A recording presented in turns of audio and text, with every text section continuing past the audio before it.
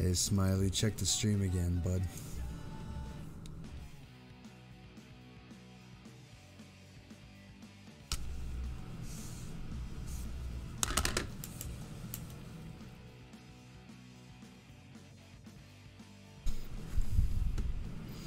Hey Mike, what's happening, Bubba? Mike Lombardo, folks. He's from Nathan's channel. It's one of Nathan's buddies. Cougar, what's happening? Side Effect, what's happening? Royalty Cosmos, welcome to the stream.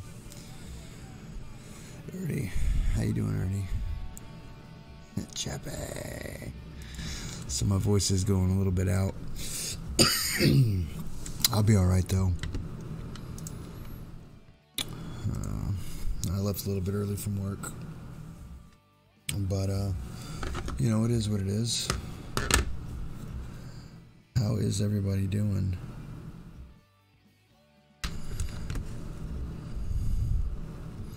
Oh, hell.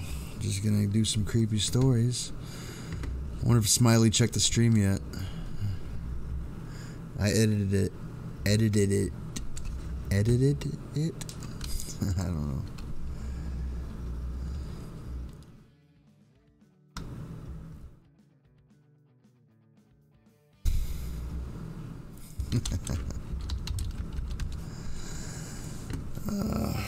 Smiley's done a couple streams and he's always saying to sub me, and this man's giving me a bunch of money. Well, it's time to get him some subs.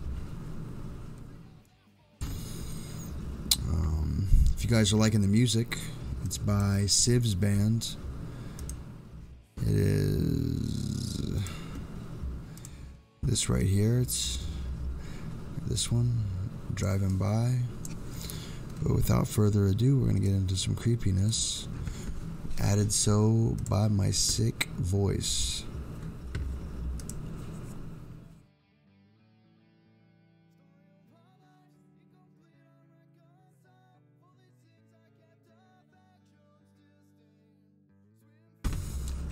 You know, I live in Texas. I don't even know where this place is. Let me Google this real quick. Oh, it's a real place. Did I hear about Keith Flint from Prodigy? I don't know what you're talking about. Oh, I cut my finger pretty good today. You see my little pinky finger. Once again, he was out when he shouldn't have been. Dude, I work late. Then some nurse didn't show up in the night shifts. I ended up working 25 hours. I had to clock out for an hour in between the shifts. Jesus. You should never have to clock out if you're working. But if you took a break, that's another thing. I don't know. That sounds shady to me. So... Oh... Keith Flint from Prodigy. Which one was he? Let me see.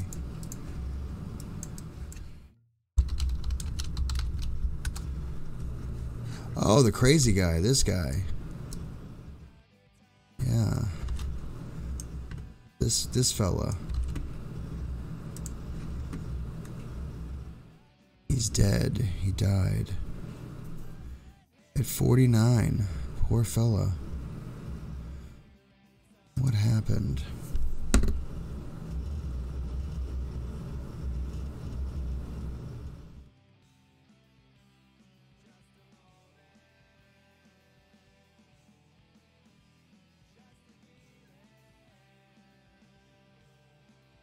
Oh, jeez. Chappy, you got the streaming thing down to a science, bro. Yeah. Oh, I do it every single day, man.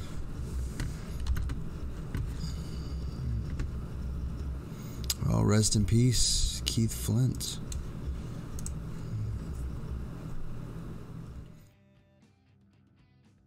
Mike, I hope you chill around for a little bit, or chill out for a little bit and listen to some stories.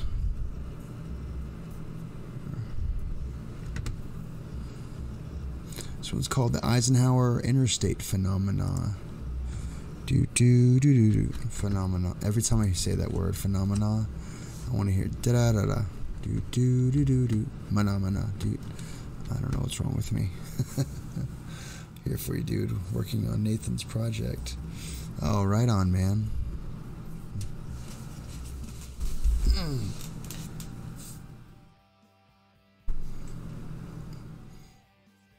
We got you in on the background.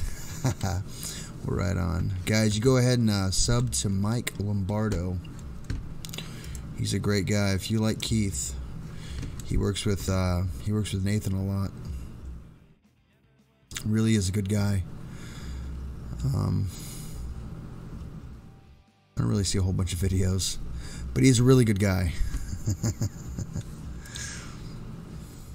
He's got 12 subscribers. He's got a MySpace page, guys.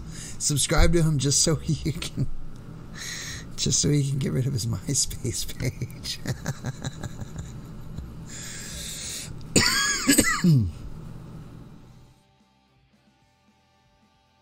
Oh man, that's too funny.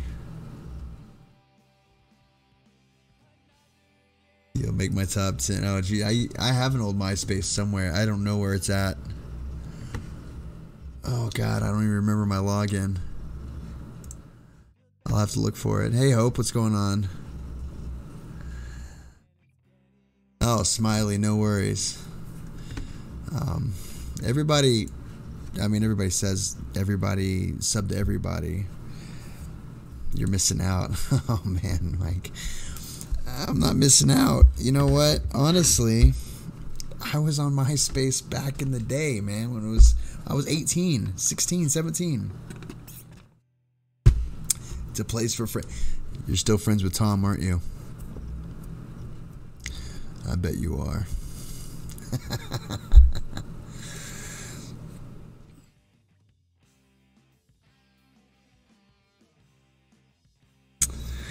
Nailed it. I'm pretty sure Tom tried to nail all of our moms. Tom's a sleazy bastard like that. Oh man. So this story is called the Eisenhower Interstate Phenomenon. Or phenomena? Is it phenomena? It's not a phenomenon? I don't know. Phenomena. That's what it says. Whatever, so we're just going to read it. Little known fact that the Eisenhower Interstate System. He's coming over tonight. We're going to put some...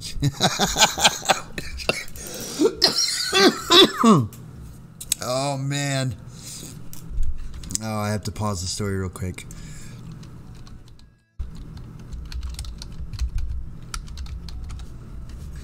I had the coolest Jinkos ever. You brought me back. Oh, where's the color? Where's the color? Oh God. That's not them. It's close. It's just not. Yes, this is the color. What do you know about these? What do you know about that? What do you know about that?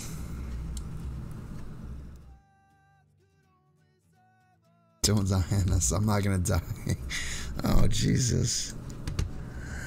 Oh, you got the roadkills and you got the... Oh, man. My friends in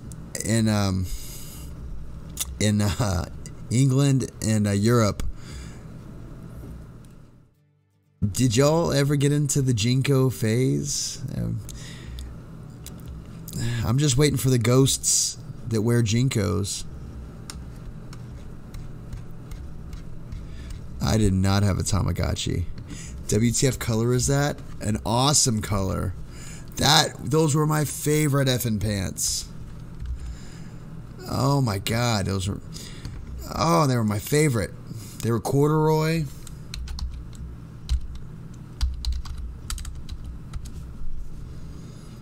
They were magical.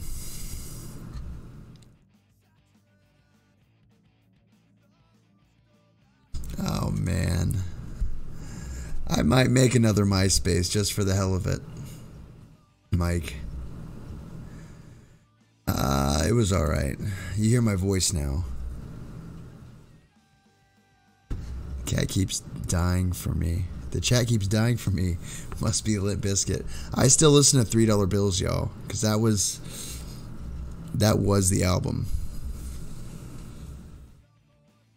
Am I a hippie boy? No. Hell no. Hippies didn't wear Jinkos. Those rebels did.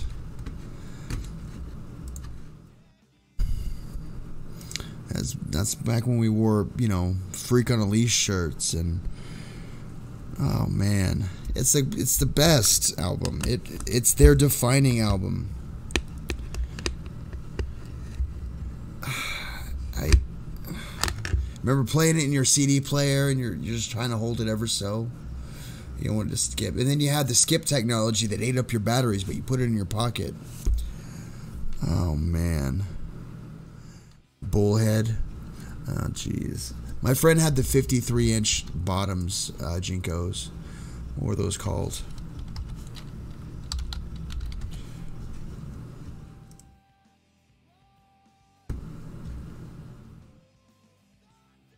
Oh god, they were so ginormously huge. They looked like a dress.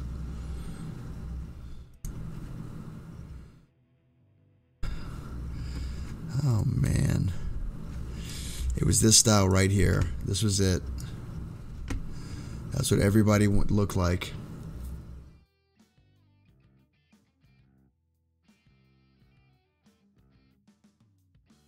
Oh, you were in a band? Oh, that's awesome. That's why you're on MySpace, huh?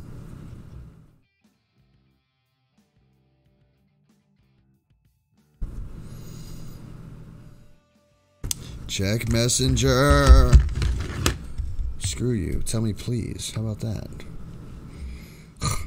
I'm just kidding. Let me check Messenger real quick.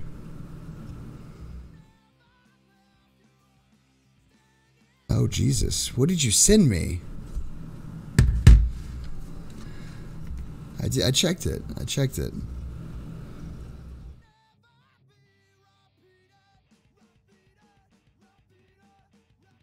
I'll have to watch it a little bit later.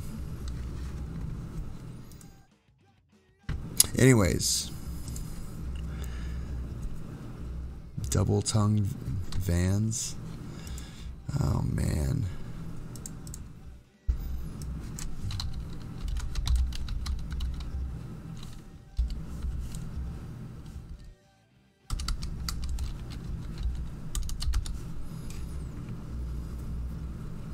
I used to sport Airwalks. I cannot watch the video now. I'm sure it's creepy. I'm sorry, bud. I'll watch it later. Who knows how long I'll do this stream tonight.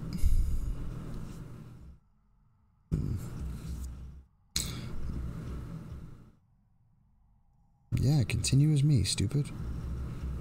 Save info. I don't fucking care. FN Insta-Nerd. This guy's got all sorts of stuff on his Instagram. Jeez Louise. I'm gonna have to go scrolling through his thing tonight.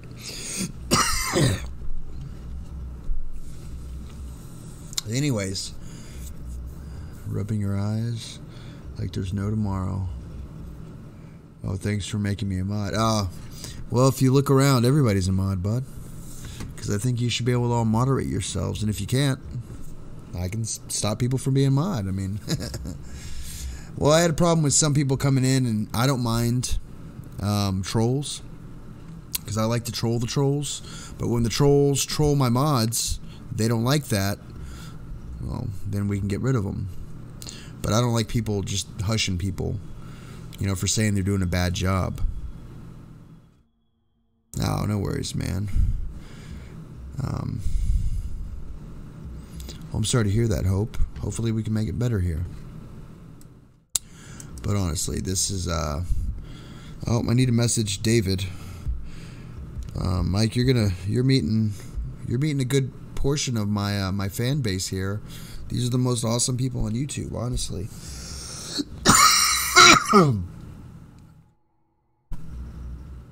need to get. It just got this bad. It wasn't this bad earlier. Just got this effing bad, and I can't think right now. Inbox. There we go.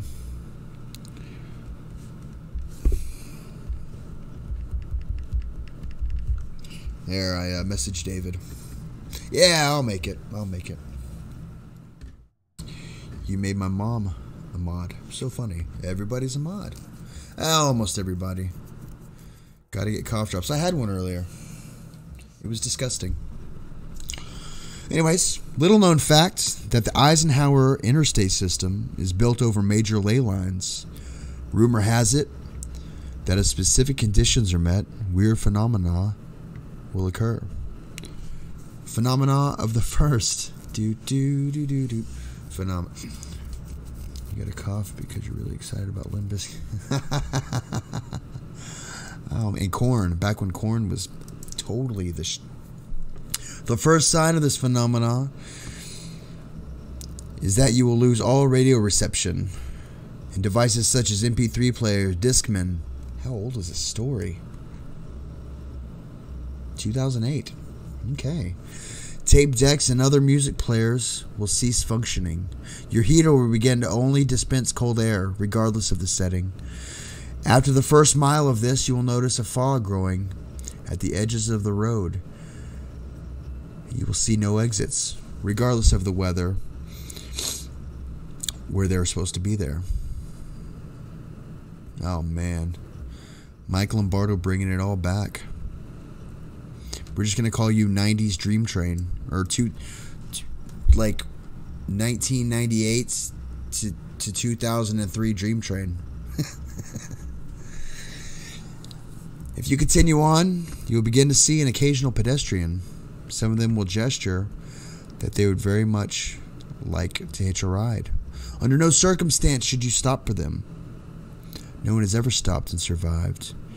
If you see lights approach from behind, and it's a hearse, do not let it pass you. No matter what, after 13 miles, the phenomena will end, and you will be safe. The second phenomenon, investigated by the witnesses after they read the instructions they found in a book, left behind in a rest stop bathroom. I'm going to cough. Hang on. Push it out. Participants must mix a shot of whiskey and drop of their own blood. 1 drop of each participant, a pinch of salt, and a small amount of used engine oil. Mix with water from that rest stop fountain in a glass bottle and smash it on the interstate in the evening or morning. If the instructions were followed correctly, the way will become densely fog. It'll get more foggy. So, an unmarked exit will appear, and if you pass by it, it will be closed to you for 6 years. If you take the exit, go left onto the interstate, a half mile down the road, an old gas station inside is said to have full of glass coffee sold here. Will keep you awake all night, and other food and beverages are purported to have various properties themselves. Pay the proprietor only in metal coinage, no bills, no checks, no cards. There's also some arcade machines near the back of the store, as well as an old fortune-telling wizard in a glass case. He knows how you will die, except no sexual favors that are offered to you while there. And do not anger anyone. Your life depends upon it. Something really weird happened at this spot originally. It had the same thing and comments. I remember approving like 3 comments on this entry when it was first reported. But apparently at some point that changed and half the posts went missing under the comments got closed. It also lost its category, making it the only uncategorized section that previously didn't exist. I have no idea when or how. Didn't even notice until someone in the pawn shop puzzle commented. Pointed it out. Creepypasta.com is haunted. Oh, I don't know. The Eisenhower interstate phenomenon. I'm gonna look that shit up. I want to do it.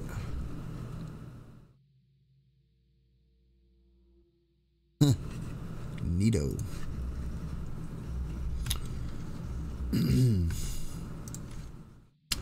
Guys, if you're still on MySpace, like my friend Mike Lombardo, click on his link and go to it.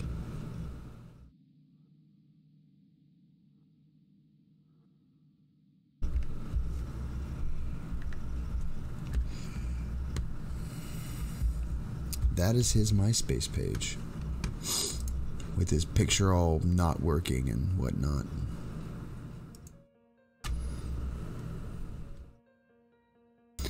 Could you play the dial-up sound for us? Like the bee-dee-dee-dee-dee.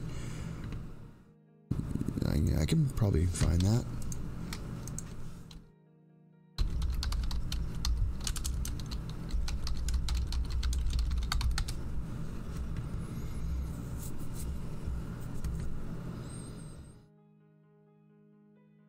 All right.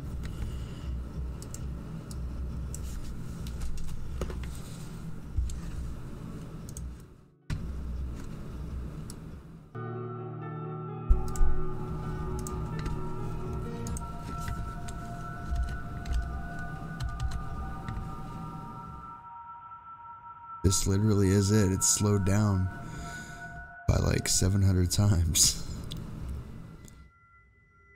I can barely hear it.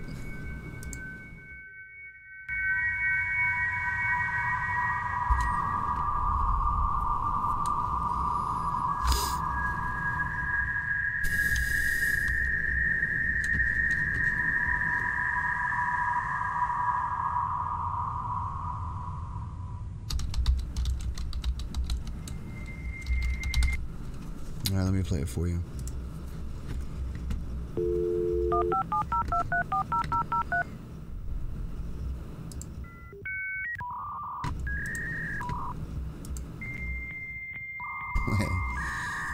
Mom, hang up the phone. I'm on the internet.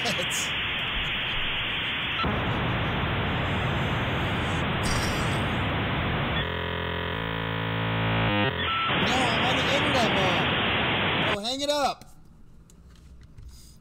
I'm sorry.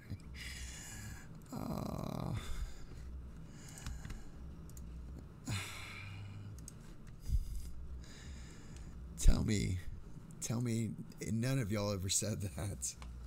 That is exactly what happened. I'm sorry.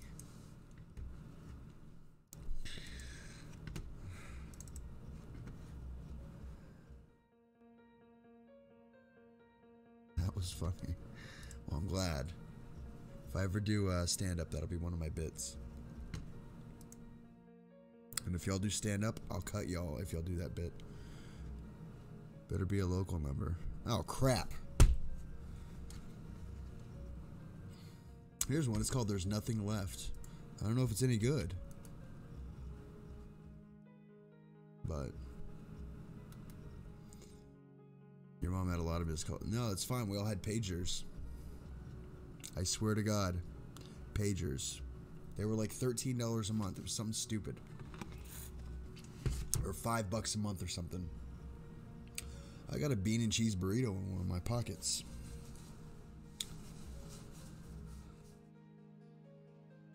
Check it out. I got a bean and cheese burrito from Rosa's. Rosa's Cafe. I miss my Nextel. I bet you should totally bring it back. You can still get pagers. Floppy disks. Yeah. No, it's... There's like, it's a whole thing, you know. Food.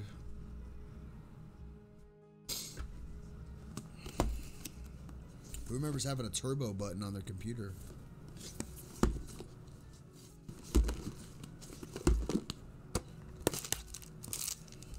You know what? I need some vitamin C. Yeah, there's some red ones in there. And there's no way that gummy bears will give it to me, but I like to imagine. And oh, we're definitely having ice cream tonight, guys. My throat feels like it's on fire. Oh, crap. I better find him. Crap, crap, crap. I better find that gummy bear. Gotcha, bitch. There's a reason, Mike, why this gummy bear's in this corner. I had this mini crossbow, and I shot a dart. Oh, great. Well, now count that as 2 darts missing. I think they're setting up a booby trap for me. I had some gummy bears, and one of them went missing. Well, soon after that, the dart went missing. And, well, there's the picture. Side effect, you have a good night, Bubba. I saw you streaming earlier. Sorry I missed it. I was at work. My apologies, man. I need to plug in my iPhone.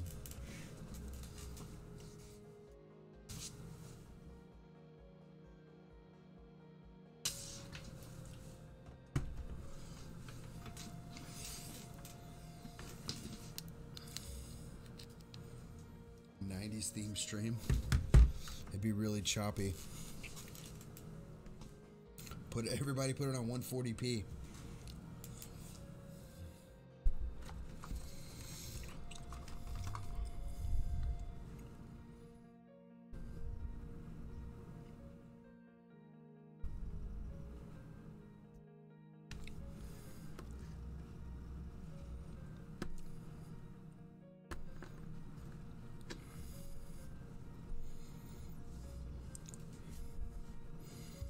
By the way, I can't hear you, Chappy. Look weird lying here listening to you on my phone about physical therapy. That's fine, David. I hope your knee gets better, Bubba. You look weird at 144p. I'm gonna see what I look like.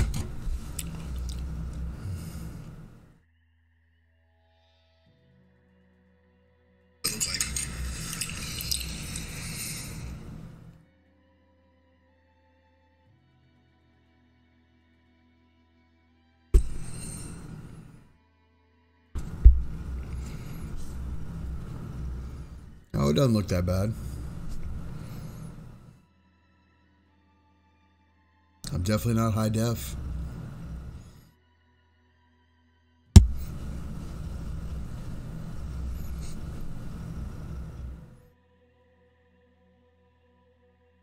Oh yeah, that really messes with it. Well, those of you that want to be in 2019, go ahead and put me on 740? So 720?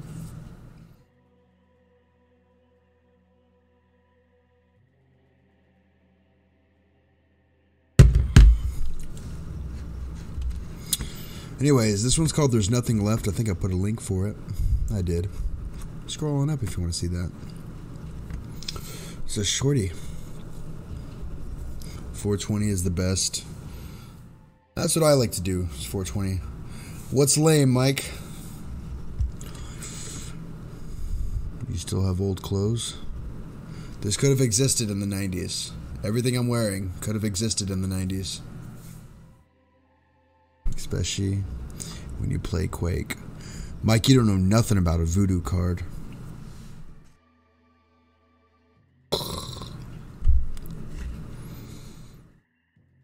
I've always been a creature of habit. A few observations ever elude my mind. That's why I can recall any event down to the smallest insignificant detail. But recently my memories haven't matched up with reality. On any given weekday, I'll return from work. My keys will be in the left inner coat pocket. I'll open the door, retrieve the mail from the assortment of mailboxes on the left side of the entrance. My apartment number is 7, just like the mailbox. Following this, I'll travel up the stairs to the first floor, 11 steps. I always start with my left and end with my left. At least I thought so, because a few days ago I tripped. Not because I'm clumsy, but because on that day I ended the staircase with my right foot. Of course, I doubted myself, but it was enough to rechecked the amount of steps in the staircase. And sure enough, one was missing. At this point, I could have talked to my neighbors, but they weren't the detail-oriented kind, so I let it slide. It was a minor change, one I quickly adapted to, at least until I lost my wristwatch. The prior night, I put it on my nightstand, and the following morning it was simply gone. It wasn't impossible that I misplaced it, but I had a firm memory of placing it on the nightstand. Damn gummy bears.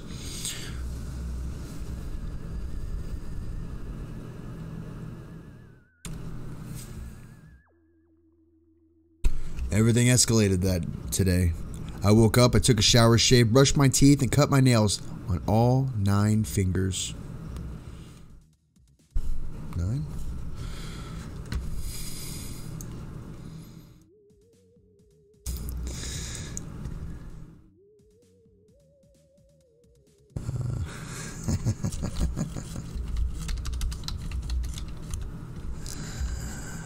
Pip. Pip. Is Pip in here?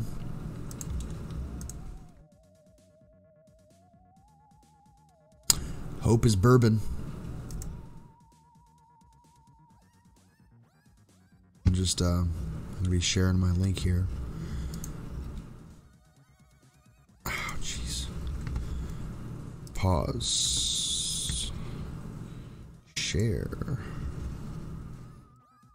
Oh yeah, you have to just do the link.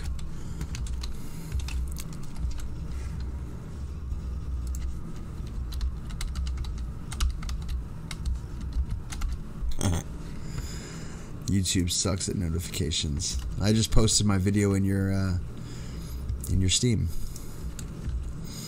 Anyways, we were doing a story, weren't we? My throat feels a little bit better right now. At this moment right now.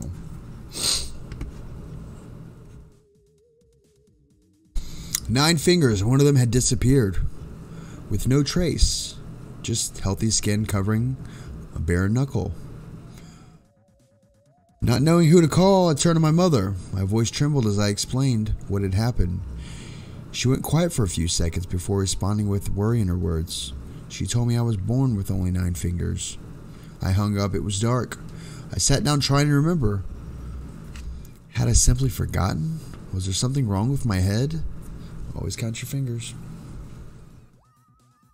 Only after minutes did I realize I was sitting in the dark. But it was daytime. My apartment didn't have any windows anymore. Panic set in. This wasn't in my head. They don't even make windowless apartments. I tried to escape, but there was no door to flee through. I was trapped in a nicely decorated brick box. It was my apartment.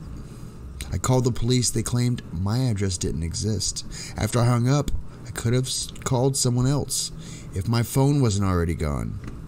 My computer is all that exists. I'm trying to write this story with all the stumps that were once my hands. Only one middle finger left. A perfect FU to myself. I'll have to post while my computer still exists. But think about this. Have you lost anything recently? Such as a favorite mug? Maybe a blue pen? Something that just disappeared without a trace? That's how it started for me too. I like that one. That was a good one.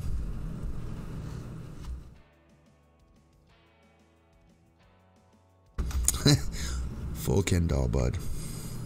Nothing.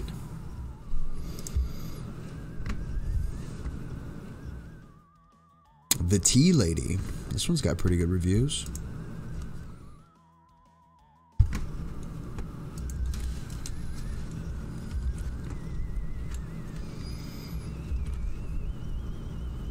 Uh-oh, it's getting real now.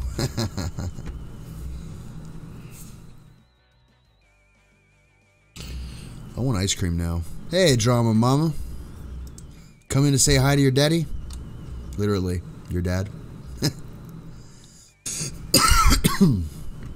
Kia, I hope all is well. Or Kaya. Did I say it wrong? I'm sorry. I don't remember.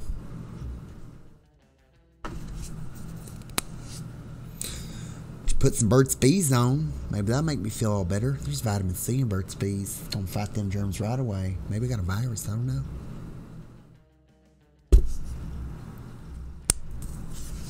Kia? I don't know. I know. I remember. It's like the car. And that movie with the midgets. It's gonna lay low tonight. Dang it. For those of you who don't know, Drama Mama is Ernie's daughter. To make it weird, ask him personal questions. It's really funny. I'm gonna go get ice cream while you guys bug Ernie. Hilarious to me.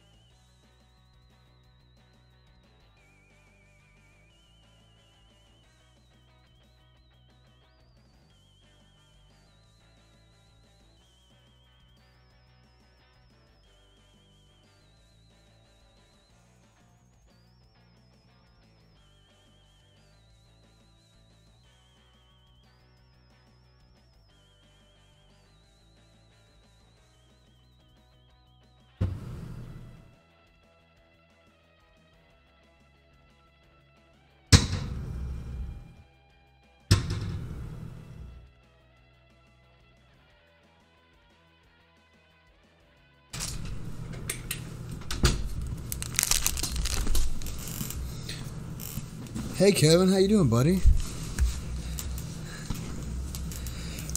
I want ice cream. You would think a Flintstones push-up pop, the orange one, would have vitamin C in it, because it's orange flavored. Nope. Watch some old Chappy streams. Boy, have we grown into weirdos.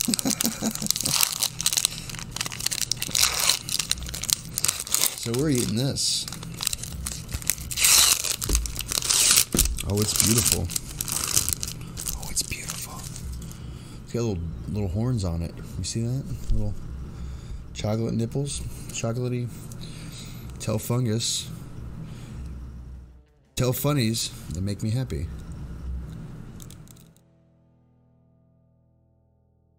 The wrapper with some ASMR.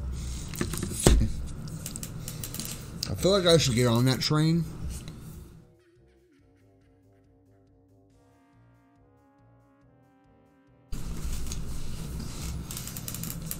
Guys, if you're in Ohio and want awesome video games from an awesome video game store, totally check out CC Games. Recently, Nathan was whooping Kevin's butt on the motorcycle game. Kevin, you'll have to tell me what the game is again.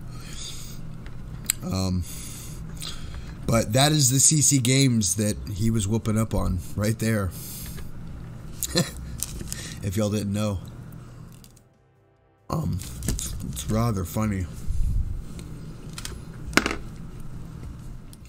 And if you tell him that you saw me, Trials, that's right. If you tell him that I sent you, he'll give you like, I don't know, something off a used game. I forget how much. But he'll give you a discount.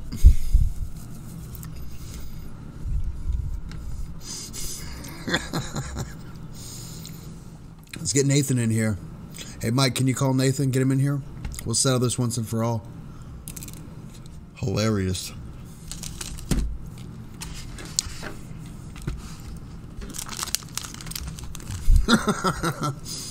Well, there you go. 10 to 20%. Now, if you use games, if you say Chappy sent you. Oh, he's not dissing Dad. He's dissing Nathan.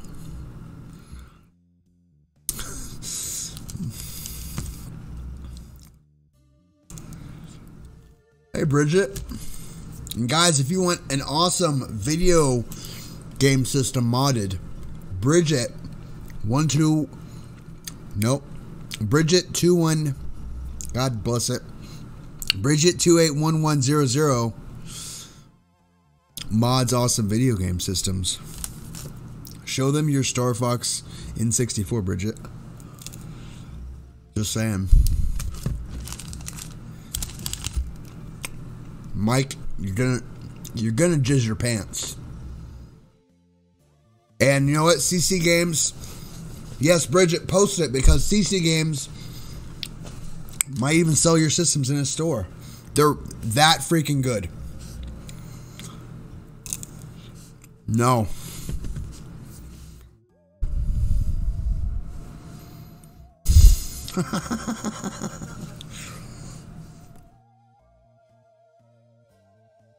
Oh man, drama.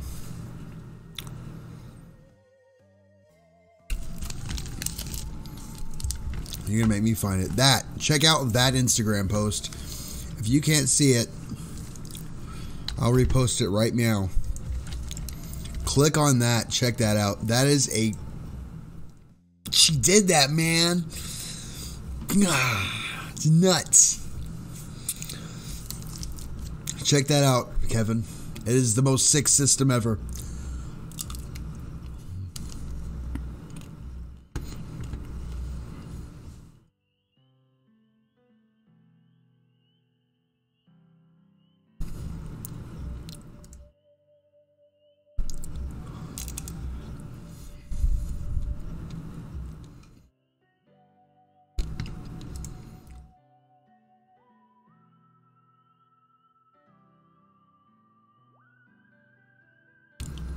Yeah, she did that.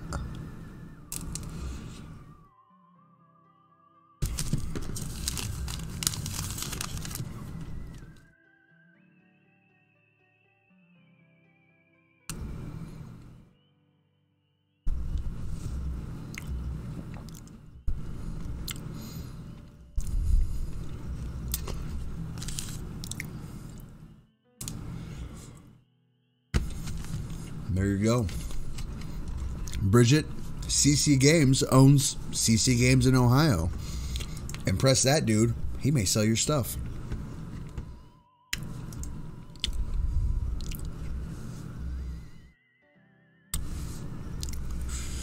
Pip, you know I fix electronics, right?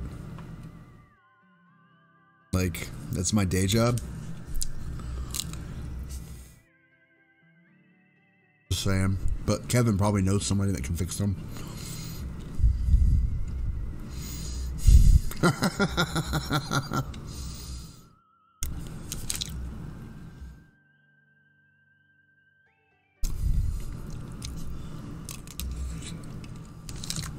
What's wrong with it?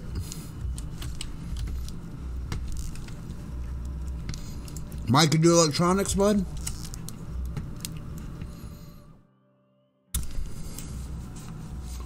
There you go. That is old school. Is this it? Is this it right here?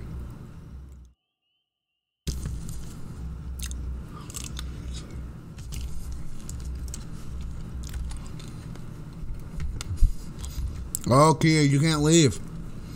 This isn't your daddy's stream. This is my stream.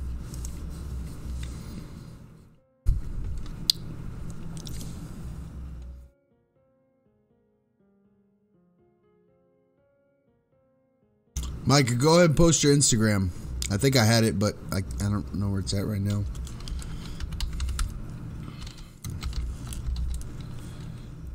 Yeah, is this it? It's you in the sunglasses, right? Yeah. This is Mike Lombardo's.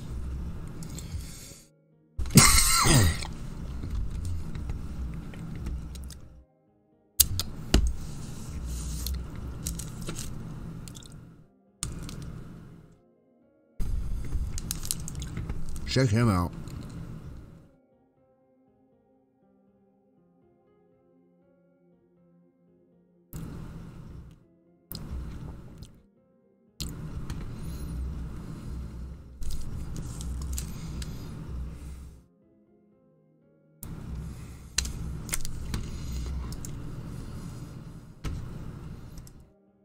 And just because this is one of my favorite pictures, I can't steal it. Never mind.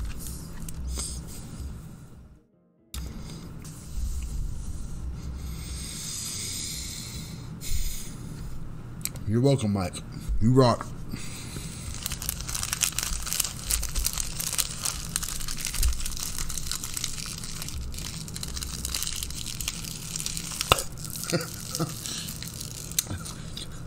I guess you could say I'm a hacker.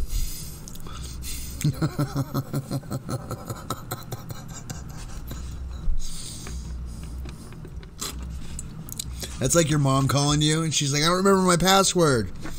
Well, Mom, I don't know your password. You got to remember it. And then she calls you back a couple hours later. Well, I figured it out. I hacked it. No, Mom, you remembered your password. No, I hacked it. You don't understand how any of this works.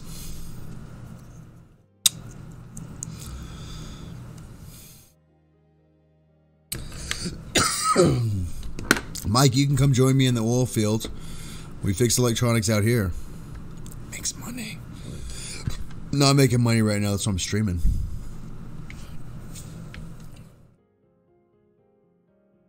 Elite hacks. Man, I haven't done any elite hacks in a very, very long time. I had to get a job. Found that dart. This is the dart I shot at the gummy bear. Well, not that one, but that's another one. I'm basically tech support for my and my wife's, for yours and your wife's family. Oh yeah, yeah, I am too. Once changed an the end of a file name from PNG to PDF. So yeah, I get the hacking comments.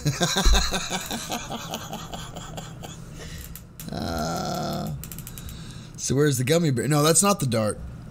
That gummy bear is still missing. I'm ever vigilant. He's seen me eat hundreds of his brethren. This thing was full of gummy bears. It's not that full anymore.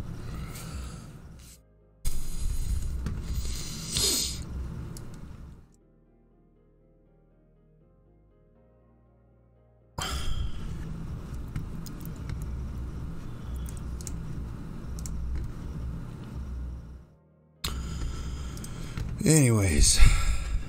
Oh, there we go. Oh, and let me take it.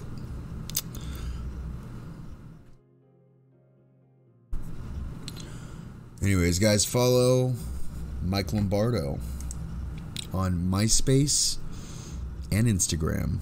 Follow Bridget if you want sick paint jobs on systems. Go to CC Games if you want to get cheap video games. And go to theSmileyVirus if you break something like your arm, because he's basically a human hacker. He will fix you. Anybody else got any more sales pitches?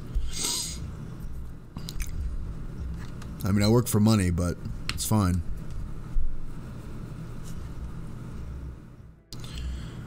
Thinking about going to many games in PA to meet Nathan.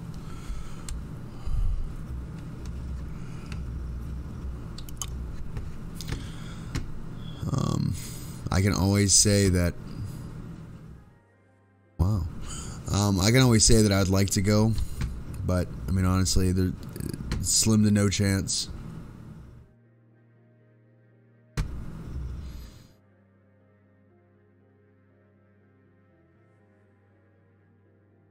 You can get Intellivision games for the iPad 6. Get Intellivision games for $2.99. This is back in 2010, so it means your iPhone can do it now. Look at this, these high. Look at those beautiful graphics, huh? Jeez, it's beautiful. Slim to no chance. Well, with that attitude. No, I frack. I'm in the, I fix electronics in the oil fields. Like, you know, stuff like this. It's a relay. Holder. Yeah, this is the one that goes in here. Let me see here. Like, you know, stuff like that. And I'm sure I've taken other stuff from work home with me on accident. I don't have anything to do with the relay.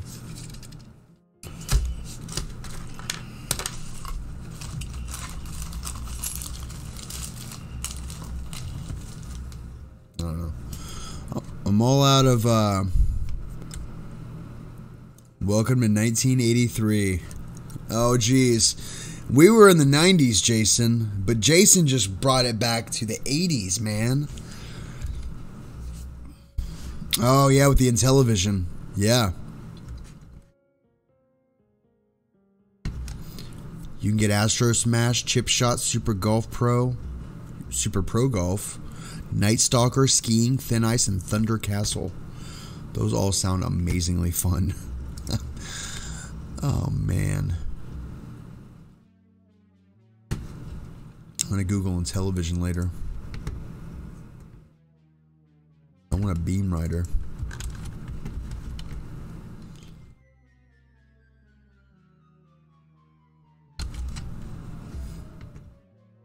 Oh.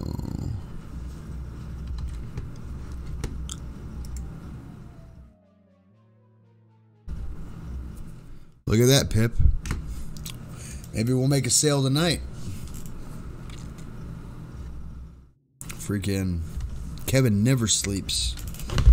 He's gonna be... It's more like GameStop what? Not with Kevin around. You know, yeah, while I was promoting people, if you want the best freaking easy cooking recipes ever, subscribe to Jason, because all of you already know who Jason is at the Simple Cooking channel. Game support is on life support at the moment. Pull the plug. Pull the plug. My throat feels a little better. This is called the Tea Lady. This is 11 minutes long. I don't know how I feel about this. Ow, ow, ow. I have the game in the system. Just my system doesn't work. Can't even imagine how expensive a new system would be. Pip will talk later about fixing your system, but Mike might be your best bet. That's all food that Jason makes on his channel. I'm fairly certain all of that he's made. The hell is bento?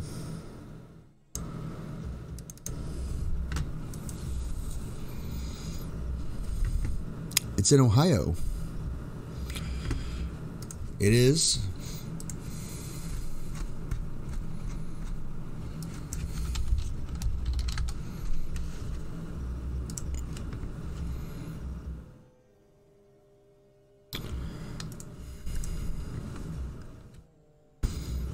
He's got one in Fremont, and the other in Gypsum. Am I saying that right?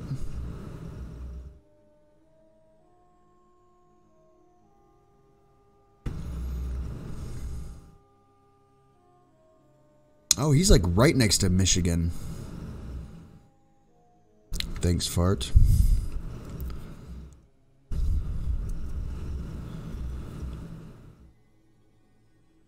Port Clinton. Is that what you call it? I don't know. Yeah, I guess that's the... I mean, it's closer to Gypsum than anything. I love that Port Clinton store.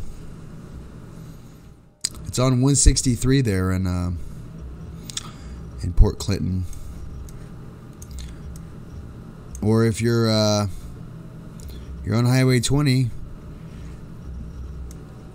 get off at the Business 20 and follow that to the Potter Village Shopping Center. I think that's where CC Games is, yeah. And he's right next to a Wang's Buffet. You gotta love the internet.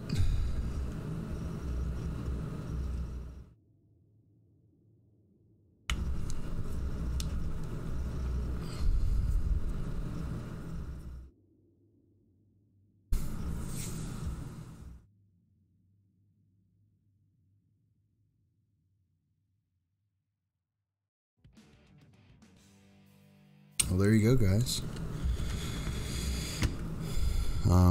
If you go by the Fremont store, you'll see Kevin's Ferrari sitting out front from him crushing GameStop. I don't know. Oh, man, what's wrong with me? Nah, it's a Viper. Don't be stupid.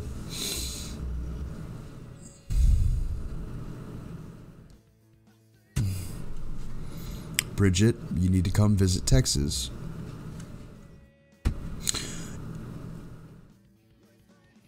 I'll be crushing it. Alright, I'm out of here. Gonna make those avocado fudge brownies now. Might upload it tomorrow or the next day. You should make some creepy stuff and then tell people to come visit me. I'm sorry. Don't do that.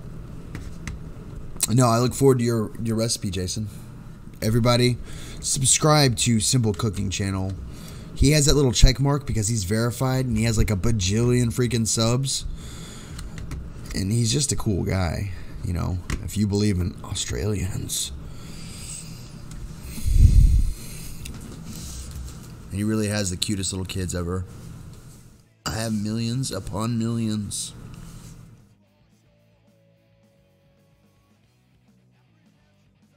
I hear Texas is nice. Texas is nice. Texas is epic. It's got me here. If you eat them, you can download them in the morning. Oh, Ernie.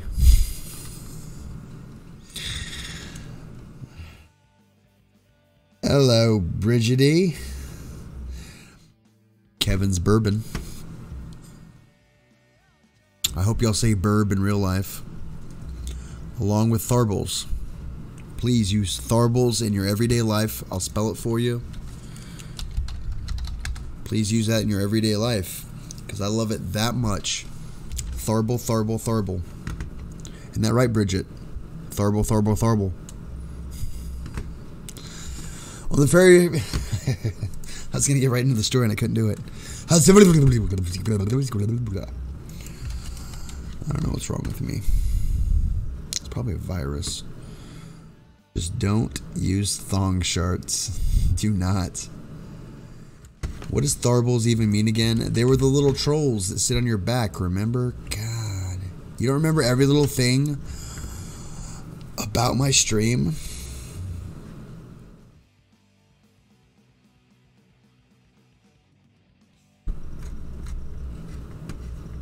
Sit, Tharble, sit. Good boy.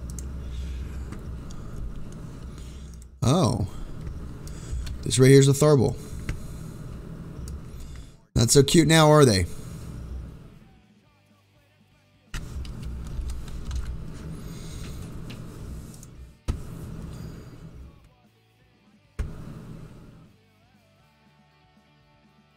I don't know why this is coming up for Tharbles. C-SPAN. I'm looking for a little Tharble on his shoulder. I'm not seeing anything. Huh. This is a puka. Sort of cute. I'm not gonna lie to you. Would you let him cuddle with you? Sort of cute. I have the memory of a goldfish, which means you have a great memory because goldfish have a wonderful memory. Just saying. They don't have bad memory.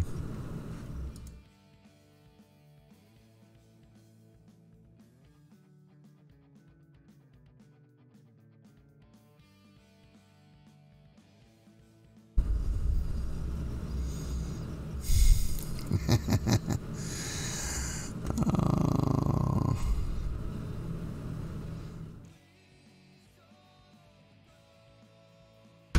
Yeah, I remember you were talking about something, and I was telling a story.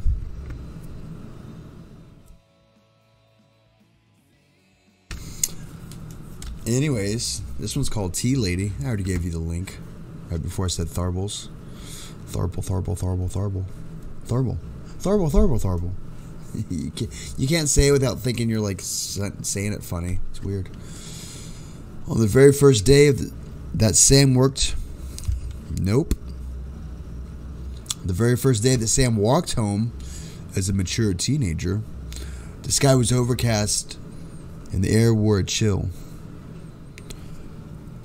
At 14 years old, Sam was the age where independence called her name at every opportunity.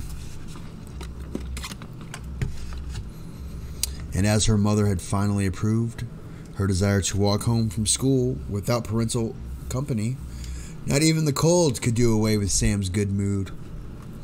Pulling her coat a little closer to her skin, Sam added a skip to her step as the fine mist-like rain fell from the darkening sky.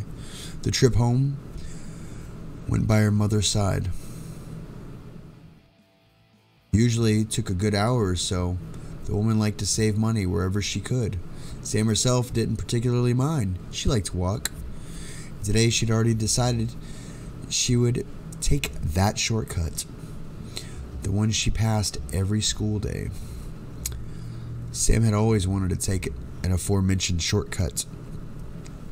It went through a towering woodland before passing a cluttered array of the town's farming fields. She knew this from her mother, who firmly denied every single one of Sam's requests to take the shortcut. "It's dangerous," she had said. "I heard Susie last tripped and broke her arm in there. It's best we just stick to what we know." Sounds like what Mom would say. Well, she wouldn't say no now, even though Sam loved her mother dearly. Sam's curiosity was just too strong. She turned off towards the woodland, and soon as the opportunity arose, confident that she would be able to find her way out of the woodland, Sam sucked in her breath, once faced with the dirt path ahead leading in. She tried to ignore the shivers skimming over her skin. She was 14 now. 14. That meant she was a big kid now. I'm a big kid now. And the big kids didn't get scared. Not of stupid trees, or of annoying rain, and certainly not of the dark. Okay, maybe a little bit of the dark. Don't judge me.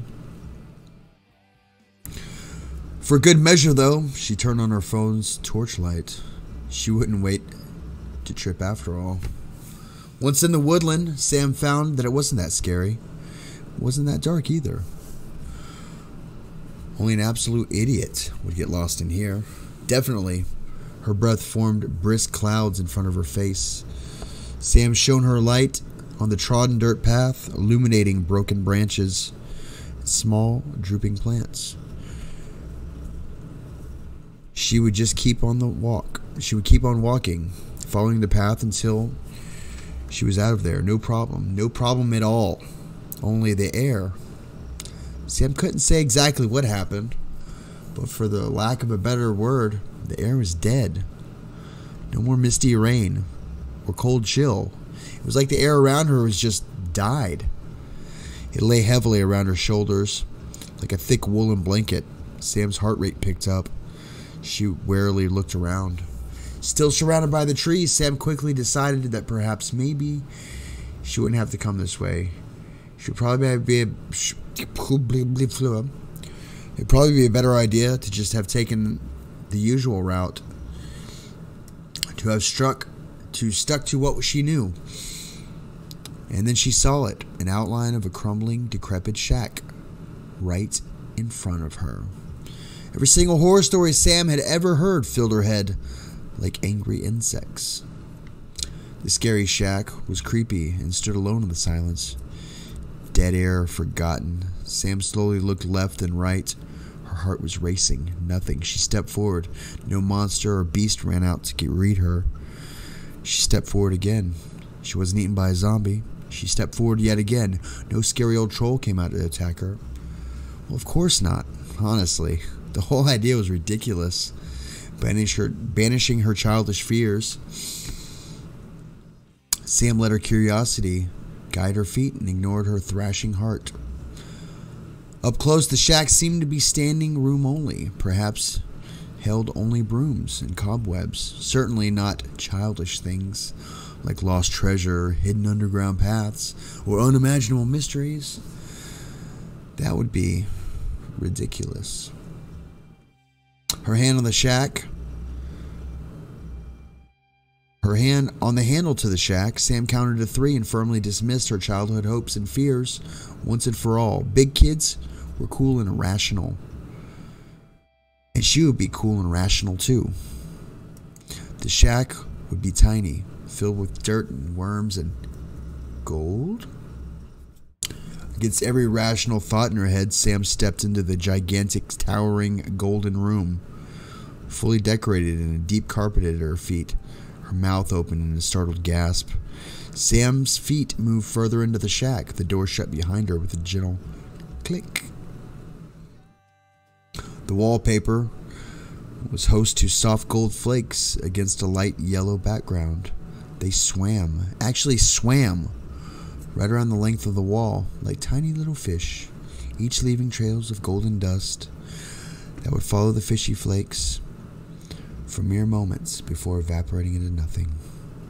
Handcrafted oak furniture and plump cushions covered sofas adorned the floor, along with thick old bookcases and large mysterious boxes. And from the ceiling floated an entire solar system of glittering stars and planets. The room, quite bluntly, was magical. Every potential cynicism and critical thought was destroyed in Sam's head, leaving her only childish wonder and awe. It was all illogical and impossible, but Sam never felt more amazed or at ease in her life. The room was quite bluntly, making her way to the nearest free space. Sam placed her index finger on the wall, grinning as the gold flakes swam around her finger at varying speeds.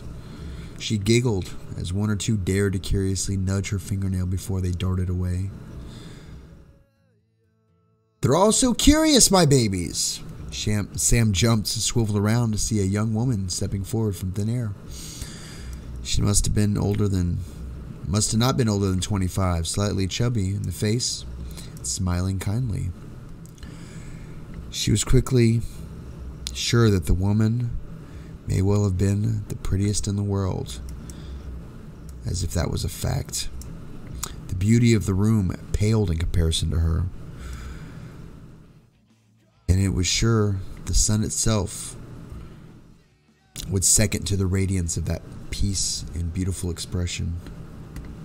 The lady stepped forward and her eyes crinkled with her smile. Gold flakes like those on the walls floated behind her irises.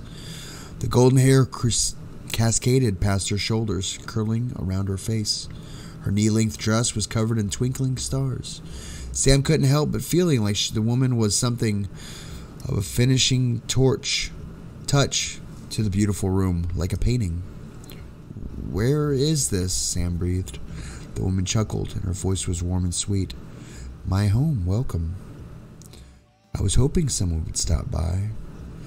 I must be extra lucky today." Oh, Sam replied. Perhaps the woman was new, a neighbor. She lived in such a horrid old shack. What about the magic? Witches had magic. They were old and warty, not young and beautiful. Sam quickly began to feel awkward, just standing there in a daze. But she soon found herself being sheared around one of those plump sofas. The material sunk under her weight. "Tea?" the lady said. And soon a small round table sat before Sam. Sam only could nod dumbly. And then the table was home to 3 delicate teacups, steam billowing from the liquid inside. Sam didn't even notice her jaw dropping as the steam slowly transferred into the magnificent shapes, fairies and butterflies and flowers, all made from the tea's stream right into the illusions naturally broke apart. The most fantastical shape for Sam was the dragon. Sam had always loved dragons, particularly partial to tales of fire and scales and great thundering roars. She stared at it, amazed, rudely forgetting about the woman. Before she knew it, the tea was gone, and so were the illusions. Are we all talking about Fa?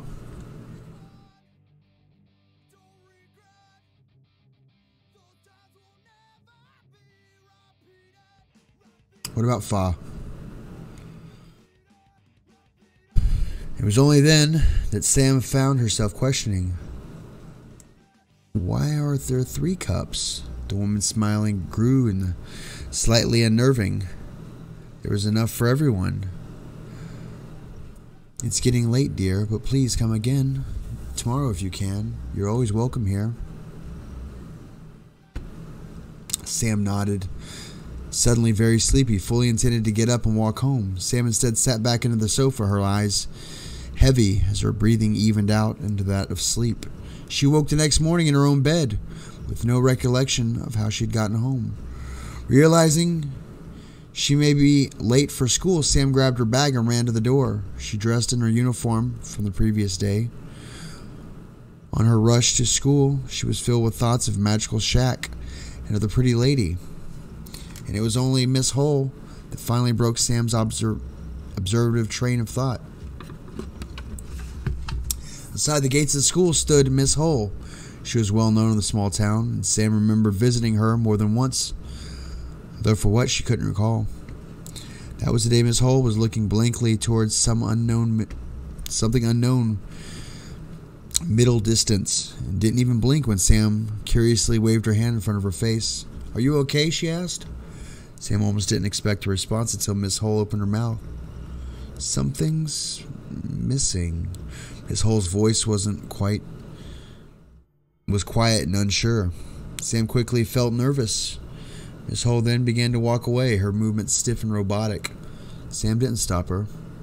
For the rest of her school week, Sam would walk by the mysterious shack and have tea with the woman. And soon Sam dubbed the Tea Lady, as the woman in the question constantly avoided the subject of her name. When Sam wasn't there, she yearned otherwise. And when she was there, she lived for the visions in the tea steam, and most of all, the beautiful wispy dragon. Each time the tea would provide different shapes of soldiers and bunnies and jewels and vehicles. There was always that dragon, swooping and swirling and playing, pecking Sam's nose.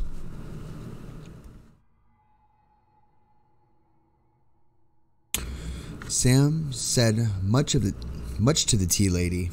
Neither individual had a lot of say. Try that again. Sam never said much to the tea lady. Neither individual had a lot to say. Sam would just sit in front of the tea provided, and the lady would wait patiently. The strange thing was that this tea's steam soothed Sam's mind, that sometimes she heard things. It was if all the miles and miles away, raised voices, thumps, and sometimes even what seemed like screaming. The dragon was the only thing keeping Sam from panicking. There would always be 3 cups, and on some occasions more. But Sam only found this curious once the tea was gone, and the tea lady would never properly answer her inquisitions as to the number. Instead, with a kind smile, Sam would sleep. Miss Hull was sent to care home not long after. Sam saw her outside of the school. Not only that, but more and more people were quickly showing Miss Hull's symptoms. Men and women of all ages would stand outside in silence, looking at nothing, evenly claiming that something was missing. They wouldn't sleep or eat or smile, only wonder until someone took them away.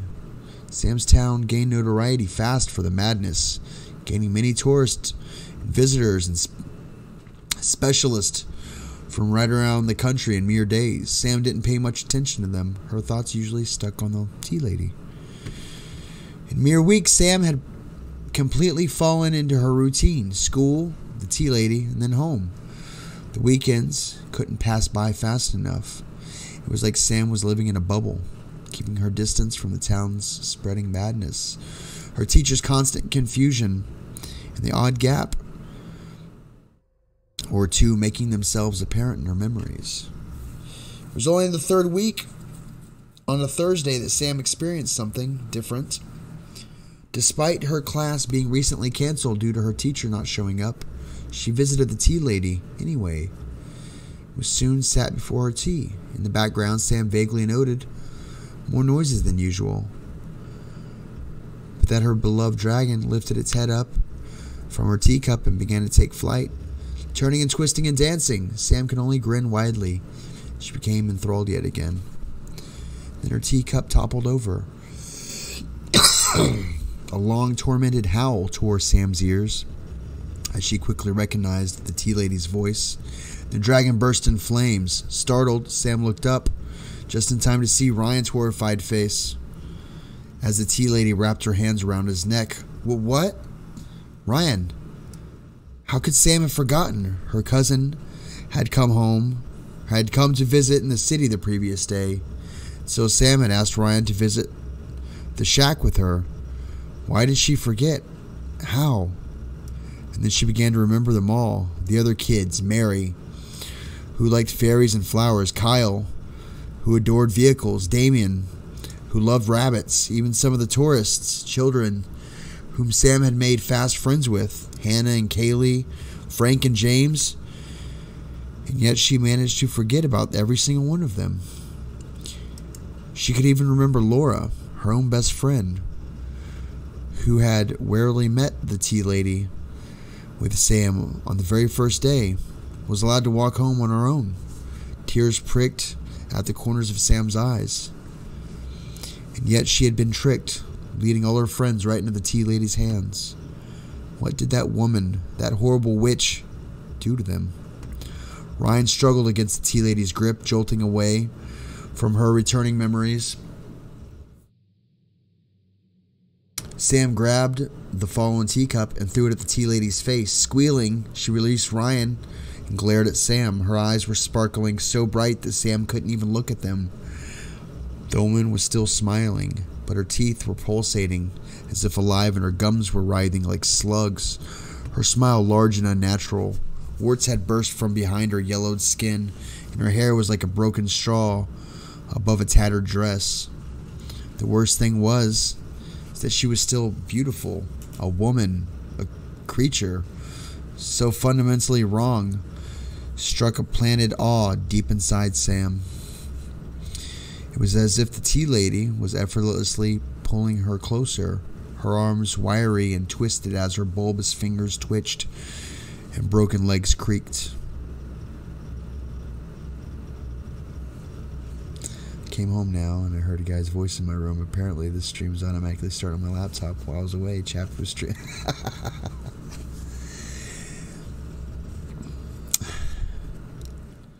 The tea lady was beautiful, wonderful, but in a way proved horrific and wrong. Emmy, I really wish that I would have said something like, I see you.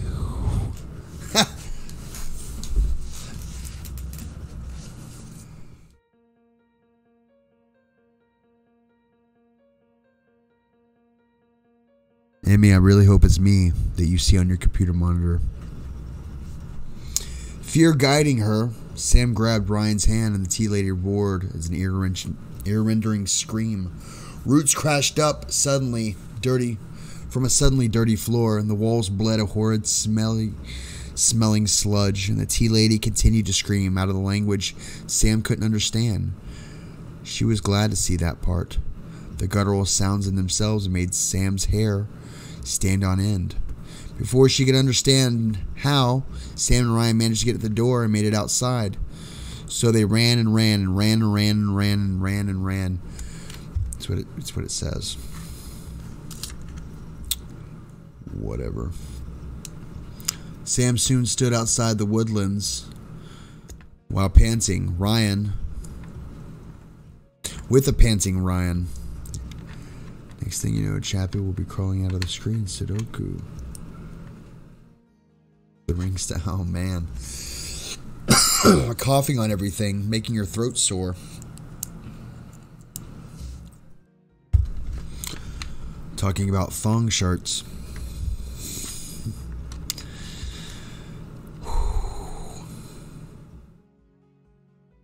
Like a mannequin. Sam stood outside the woodlands with a panting Ryan. They were safe. They'd be okay. They had escaped. It was... I always make enough tea for everyone, dear. Arms wrapped around Ryan's neck, and he was dragged backwards into the woodlands, without even a yelp. In that moment, Sam was sure she would never see his last horrified expression, or forget his last horrified expression. Then Sam woke up in her bed, confused. Did she fall asleep again?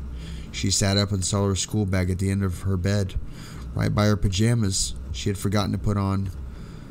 She lay back down and smiled, sweet memories of that lovely shack and the tea lady, magic filling her thoughts like honey. Sam couldn't wait to see it all again, and the wonder of that beautiful, friendly place. But perhaps, for once, she could try to bring a friend. It was much too great to experience it on her own.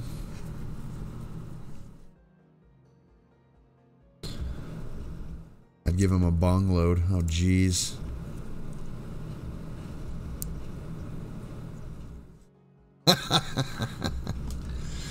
Hey, is Mike still in here? Mike Lombardo, did he leave? I don't know. Oh, maybe he's just being quiet because he's working on stuff. I don't know. Let's try this. Mike. Yeah, he's probably gone. Okay. It's fine. Oh. No. That's the best way to get people. Hey, did anybody see Go Fish come in here? I'm sanding. Nice. Oh, that is just a creepy picture. How do you feel about this?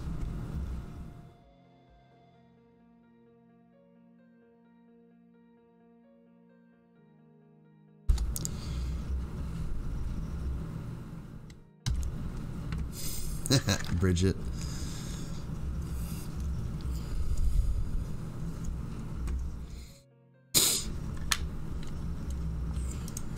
This is called Sleepy You.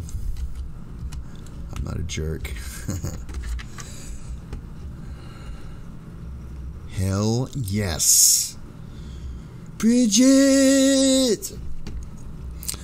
So I'm about to tell you, awake you, I presume. Oh, damn it, it hurts. Something that sounds truly unbelievable. You're probably wondering why I made the distinction of saying awake you. Well, that's what I want to explain to you. There are two distinct beings that reside in your mind. One more active during your wake times and the other during your slumber, i.e. awake you and sleep you. I know, not very creative names. But this isn't a story of some old folklore or clever names of creatures of the unknown. This is a solid fact, which I will repeat. Will sound unbelievable. Echinacea, I know. Can't wait till you have super chat. Why, did you do something? Okay. Let me start with some history. I might have to make a pause and go to Walmart. I did some research, and it seems to be, at a certain point in human evolution, we didn't sleep much. Being the weak and powerless species we are, it's not hard to see why very little sleep would be beneficial to a primitive human. I mean, even with our intellect, we'd still be decimated by other predators in Central Africa. We were basically the nerds of the savannah. The last time I checked, nerds don't really have a good time surviving with bigger playmates. Maybe our reduced sleep time was the reason we survived and our close relatives, the Neanderthals, were so unlucky. Just some food for thought. My guess is that the different sections of the mind were adapted for sleep and wake hours. To sleep, you nearly having as much as you control over your body as you wake had, allowing you to swift escapes from hungry predators that just happened to stumble across a field of slumbering and unsuspecting humans. I guess at a point further down the line, perhaps, during the rise of agriculture And as humans started to settle down and build shelters, this formed a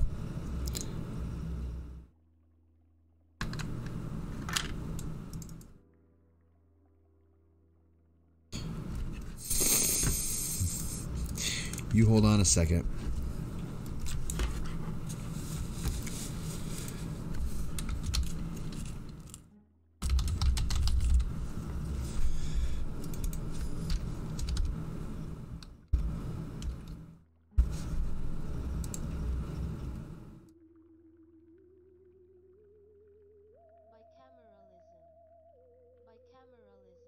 Okay. Bicameralism. Never seen that word before. I'm going to post it to you guys.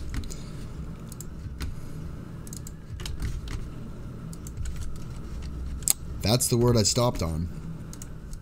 I've never seen that word in my life. I wasn't about to try it. 4,000 hours viewed, which I'm at like 1,200 or something, and 1,000 subs. Whew, I'm starting to sweat. Where's that word at? You think I'd see it in here? Bicameralism became somewhat obsolete, and sleep you redundant in a way. Eventually, I assume it became kind of weird and unsightly seeing people roam around aimlessly at night. And as the church and other monarchs rose to power, it didn't take long for guillotine-happy individuals to call anyone who partook in the phenomena a heretic, at which a straight-up demon sent by Lucifer himself extinguished them, which were likely the last remaining humans with the active sleep counterpart, leaving the sleep counterpart trapped in the mind. Mike, everybody. Follow him on MySpace and Instagram. Might come back tomorrow. I always stream. Much love, Bubba. Ow. The thing about the mind, which is sleep you, plane of reality, is that it is a hellish and chaotic landscape filled with anything your mind conjures up and is exposed to during awake you hours. You see, sleep you's plane of existence is completely based on what it sees, seeps into your mind, seeps into awake you's mind, a sort of subsection of the true universe that receives information through awake you's experiences throughout the day. Things enter the plane are rarely ever in their true and pure form. The scenery is always distorted and the beings contorted. The fact is that the true universe is truly mainly materialistic, but your mind is another story entirely. The mind is capable of creating the worst scenarios, the most disturbing scenes that you could ever exist in the true universe. To think of what goes through the mind of a perverted child necrophiliac, replaying the sounds of his victims' cries constantly in his mind, alongside the most horrific visuals of him defiling their dead bodies. No sentient being should be forced to live through such an environment. You could take this little piece of cautionary tale, telling you to be more considerate when you think, but it's not the reason I'm telling you. It's not the reason I'm writing this. This is more of a warning message, or at least a heads up, because frankly, I doubt there's anything anyone can do about what I'm about to explain. As you could probably tell, if a sleep you could find a way to somehow exist in the true universe, you messed up that word again, it's universe, it would take the opportunity immediately. You can't really blame sleep you from wanting to exist in the true universe. I mean, if you knew from the moment that your conception that you were living a fraction of reality, wouldn't you want to experience the bigger picture, the bigger truth? You might say no now, but I assure you that after a while, you would die for a moment out of the sun. Metaphorically, of course. Now what if I tell you there's a way for sleep you to be quote-unquote free? You're probably wondering how. Why would it wondering how I would, if such thing is possible. This is not a major importance at the moment. And besides, you'd need more information to fully grasp how to.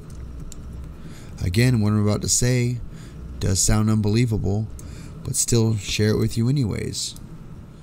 The only way for sleep you to experience the true universe is for you, awake you, to switch positions with sleep you. I assume it has something to do with the law of physics or something. Two sides of the same coin can't be up at the same time, or something like that. Anyways, there's only one way to know, or one way that I know sleep you can accomplish this, which is by getting awake, you stay in sleep you's reality permanently. When you sleep gets a bit more control over their reality just before REM sleep, the sleep period where most of your dreams occur, begins and your brain kicks into hyperdrive. This is sleep you getting ready to visit by organization and fixing up their realm in hopes that one day you will be trapped there permanently, even after the simulation is shut down. There are 3 types of scenario templates that I believe are the most effective that sleep you may try to use in attempting to switch planes with awake you. All a bit flawed in one way or another. First scenario being what I like to call a nightmare. This is sleep you's trying to use your fears to cause you to retreat into the darkness, the darkest corners of your mind, traumatized and unable to awaken. This is a more crueler way of achieving their end, but it is only really done when sleep you has been traumatized by what you, awake you, allowed seep into your mind during the day. Kind of karma treatment, I suppose. This scenario's fatal flaw is from the fact that deep down you know the monsters and entities you fear are simply not possible. Any occurrence of these creatures would wake you up, even the dumbest of people, for a while of the exposure to them. The second scenario is more of a positive, but still quite disturbing attempt by sleep you to keep you, awake you in their realm. In the scenario, sleep you attempts to make a sort of paradise consisting of your deepest desires, fulfilled hopes, and dreams, all to achieve its goal, to get ready to stay forever and steal your life. A sort of siren call, if you think about it. The scenario's flaw is similar to the one that the first scenario, which is why it is very prone to be caught out as a dream. Not even the most optimistic people would be gullible enough to believe everything just happened so perfectly their way, which again leads to the failure of the goal sleep tries to attain. The last scenario, sleep you attempts to, hands down my favorite, mainly because of its simplicity, but also because it is the most effective in my perceived perspective, at least. In this scenario, sleep you simply attempts to mimic the true universe in your dream by making you none the wiser. This would have been a truly diabolical and foolproof attempt, if not for its only hamtaria.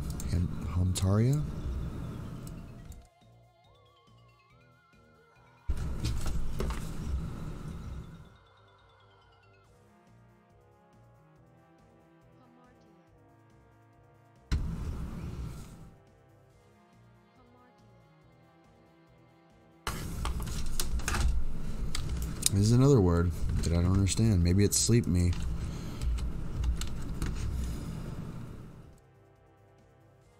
You see, as I said above, sleep you is only limited to what seeps into your awake mind, and most of what reaches deep you This plane of reality is rarely even in its pure ideal form.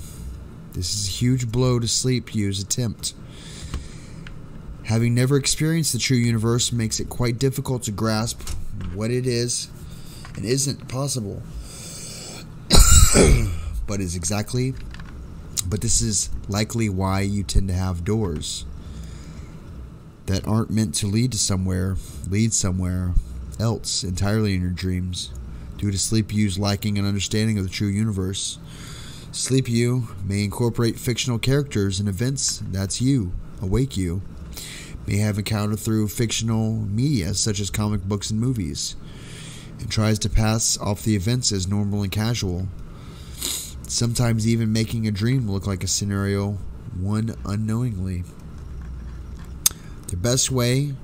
The only way for SleepU to overcome this obstacle is through trial and error. SleepU could also be aided by having an awake you. This is really confusing.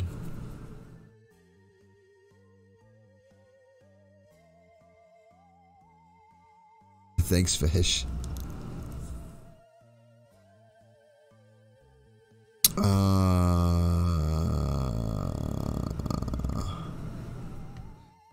You can only imagine how much easier it would be for SleepU to have successful attempts with a reality free of abnormal creatures and monsters, a realm free of anomalies, the true universe without even trying too hard to mimic it. So now you know all this, and you're curious to attain. You're curious and an attentive fellow. You probably still have it all in front of your mind. I haven't told you how I know all this. I wish I didn't have to give you the cliche ending. But as I would have guessed reading into this far, that you likely want to think it's a tale. I didn't get this information from a secondary source. You may likely refer to me as Sleep Me, as calling me Awake Me, just as cause confusion. The true Awake Me has gone for a long nap. You're probably also wondering why I don't have an issue with you reading this tale. Well, simply because, like I said at the beginning, you'll never believe this. Even after everything I say, it is simply too far to just too unbelievable. Awake Me was also similarly skeptical. Above all, I have to get this message across to SleepU somehow. Which better way to accomplish this than to have you read it? Ensuring my words slowly but surely seep into the mind into SleepU's reading. SleepU gradually getting better at understanding how the world works with every syllable you read. For those who don't believe for one reason or another, you may like to think you're safe, but I can assure you, your faith is just as doomed as any skeptic reading this. You may try not to sleep, but eventually, like the human being you are, sleep will get the better of you. And just as quick as your consciousness learns that the universe, it shall emerge in SleepU's, where SleepU can use what you've read today against you. I have already assembled a few of us in this universe to meet soon enough. We hope to increase our percentage occurrence from a measly 3.6 to 50% by the end of this year. I truly feel bad for your kind, awake yous that is, but it's simply a case of survival of the fittest. Sweet dreams. Oh, and don't worry, we'll leave your motor functions at night.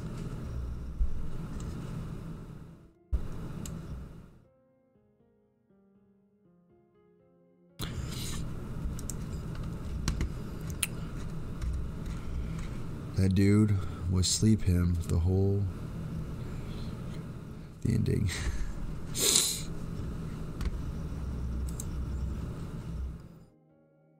Yeah, I read that terribly. But I need to go to the store and get me something. Well, you guys hold on. It might take a little while.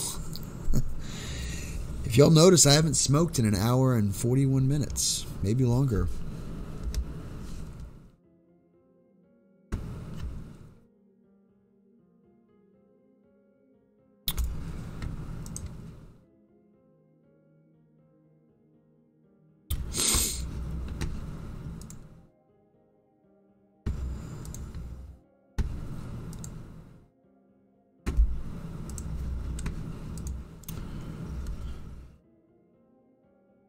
I was thinking about that.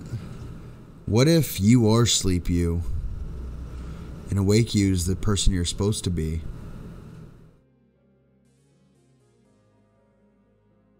That's why you're, hey mama, maybe that's why you're such a mess up in life, you know? Leave the stream on, yeah. My throat's sore, mama. I have to go to the store and get me some medicine. I don't know if the 7-Eleven's going to have anything. But I might just say screw it and take my sleep pill, because it's already 8:14 anyways. Yeah, I think I'll just take my sleep pill. And wake up tomorrow and go to the store. Even though I hate myself for it.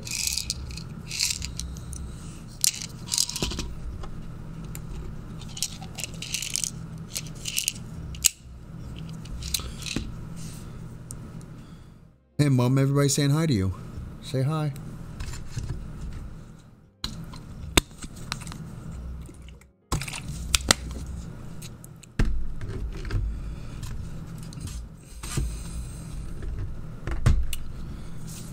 Chappy, have euthanasia. I swear. I'll get some euthanasia tomorrow.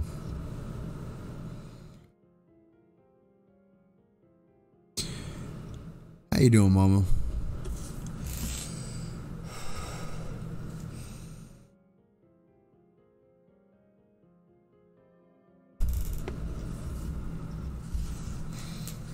How's you doing?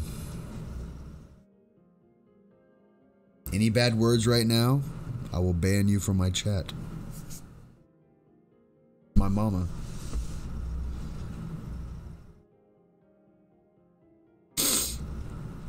Good, just tired? Yeah, I understand that. Using elderberries this year to keep sickness away. Also, sleepy time euthanasia tea. And it rocks. Bing does not work for Streamlabs, by the way. What? Bing? I don't understand what that means. What's Bing? As does cress and sage. All disinfect the throat. I think all you guys are... Hey, Smiley, you're a nurse. What would be good for a sore throat? Because he's a medical professional. Why are you using... First off, you should be using Firefox for your browser. And Google for your search engine. Jeez Louise. You're a nurse. You're not a computer person. You need to fix that right away.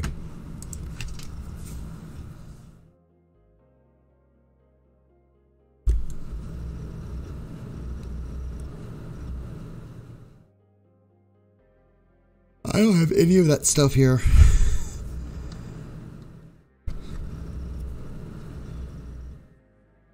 Nah, no colors. I once had an Air Force doctor tell me the brown I was coughing up was normal, and that I shouldn't... Yeah, I have a little bit of a sore throat. Well, not right now. Only coughing. No, my throat's not sore. It doesn't hurt. Maybe it's a virus? I don't know.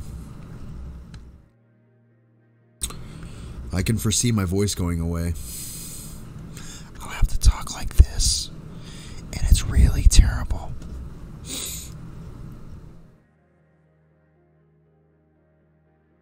La la la. No, I'm fine for now.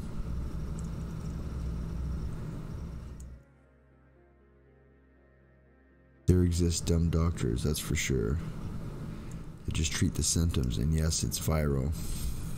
Oh.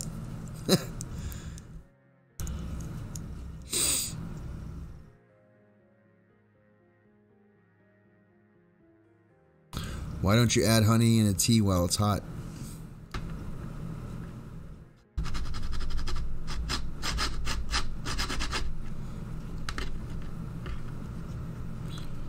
I don't know, I just took sleepy pills. I don't know if I should go get echinacea now.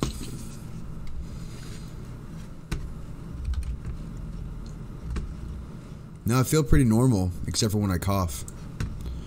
But yeah, I kind of feel like my voice could go away any moment.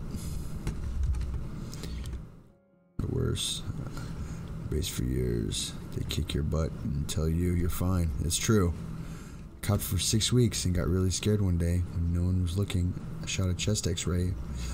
Make sure there were no nodules. I have the image to this day. You took your own x-ray? I don't like whiskey. Ah, Fireball. I can do Fireball. Here we go. I have peach schnapps in the fridge. Will that work?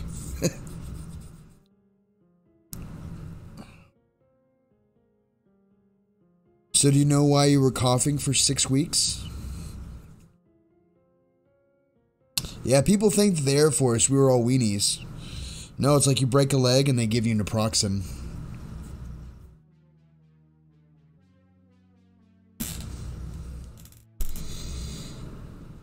Are you Irish, Amy? Sugar makes sore throat worse, I think. Oh.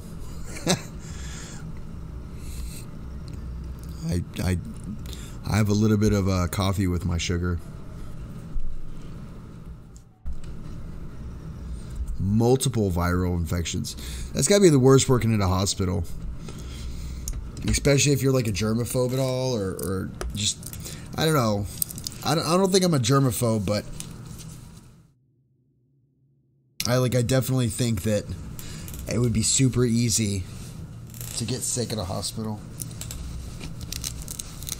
Where's my dang screwdriver at? There they are.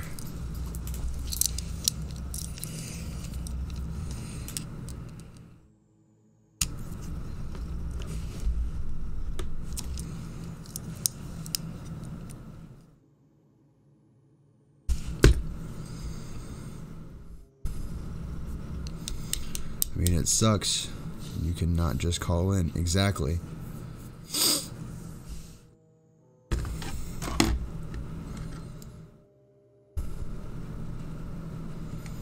My mom went quiet, guys. I don't know why. Well, Mama, if you're still here, I love you. And I'll talk to you later, especially if I go to the store, I'll call you. I don't know where they came from, and it's all usually due to poor hygiene. Oh, really?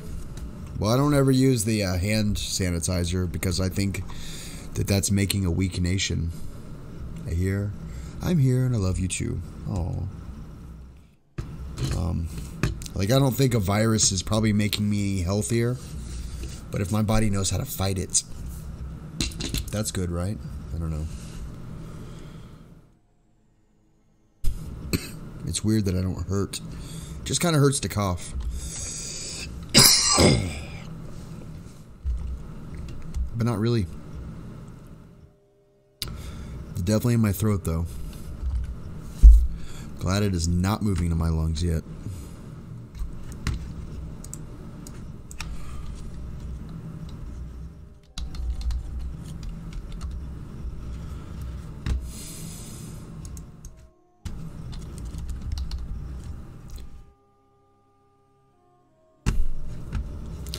Alright, where's the closest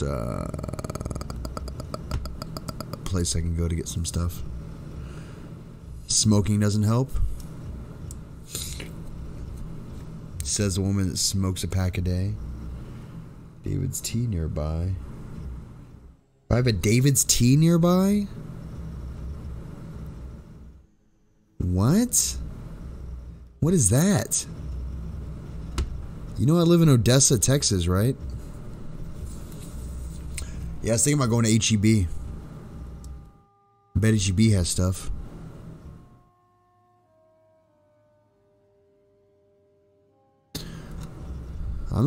I haven't smoked a whole stream yet.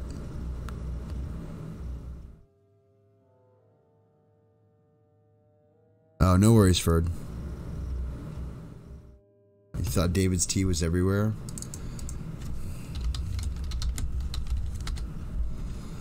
The closest David's tea is Indianapolis, probably. Unless you consider, where's that? That's Long Beach.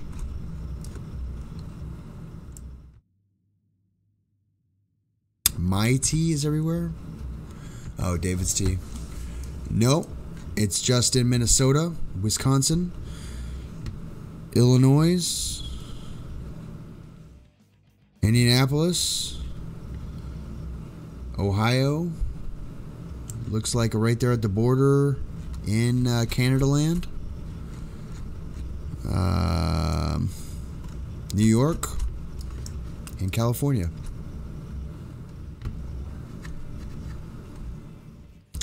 There was not a single David's tea in Texas. Burpee. Wow.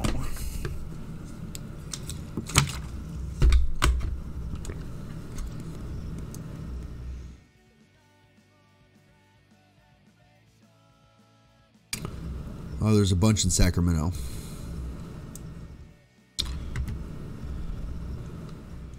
David's tea. I'm just going to go to H-E-B if I go anywhere. Market niche. Exactly. Should open one. It probably wouldn't do well here.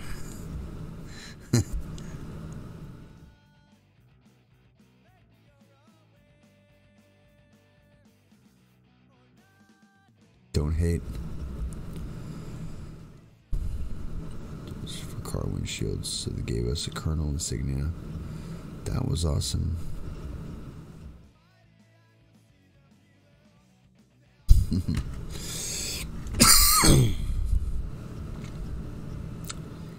Order 2.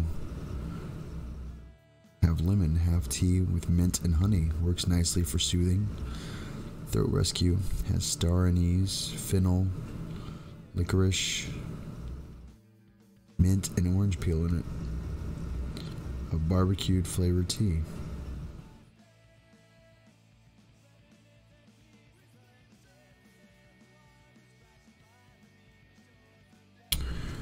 You guys sound like hippies. I mean, not you, SmileyVirus. Yeah, my shower doesn't get hot for 30 minutes. It's like you got 10 minutes max. You better get done quick.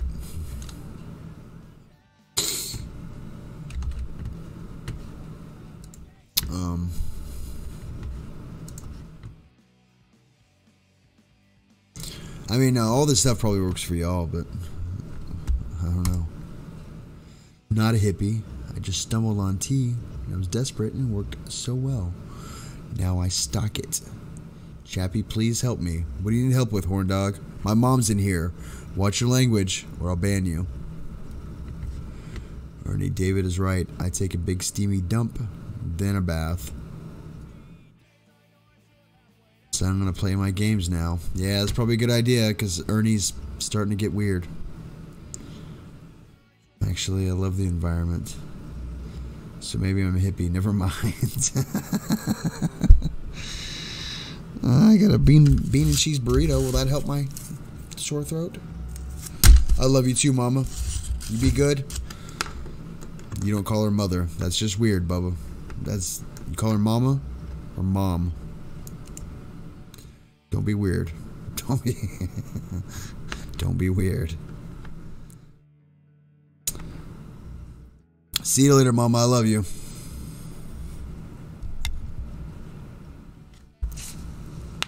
Oh, that was my shoulder. That felt wonderful.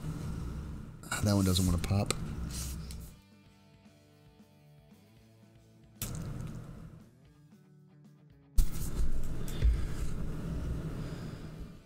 Ghost pepper or Carolina Reaper against the sore throat. Like a clean earth. Does that make me a hippie? A bath is steamy, not the dump. Don't be weird. Oh, Ernie.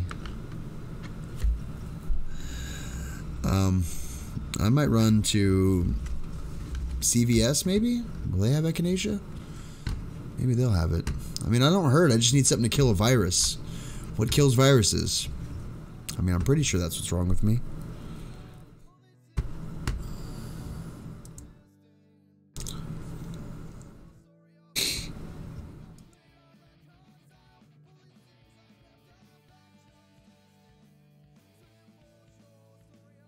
I had tea. Where did my tea go? Hang on. In this bag.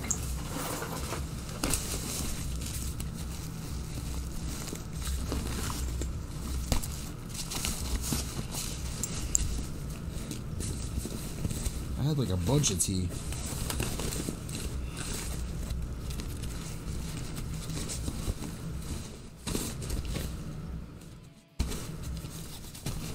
Oh, yeah.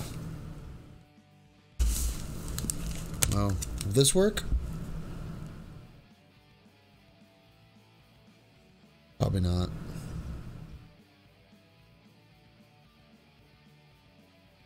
Oh, I have to write them out? Okay, cool.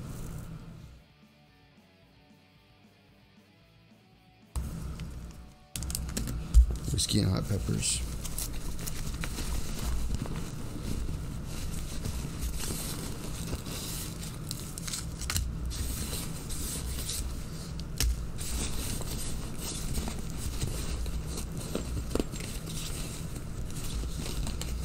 Where did all my tea go? I had a bunch of it.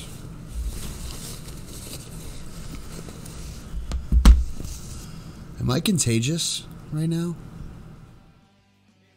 I'm gonna give all the guys at work a cold.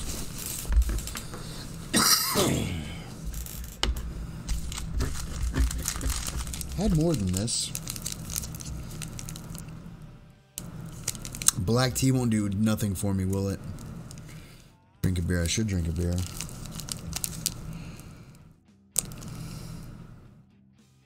Yeah, it's just tea. There's nothing in it. Yeah, I probably made everybody at work sick. That's fine. I don't care. See you, Winna. How you doing, buddy?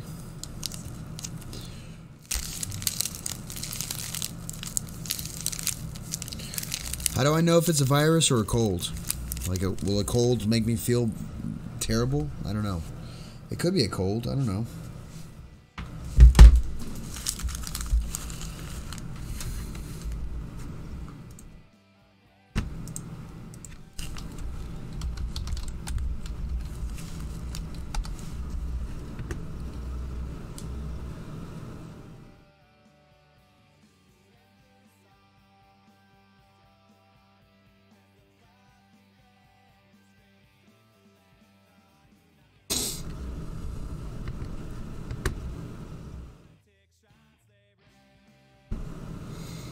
Maybe a hot toddy. My grandma would put whiskey bottles inside teddy bears. Call them hot teddies. I mean, remember, you were just treating symptoms, not curing it.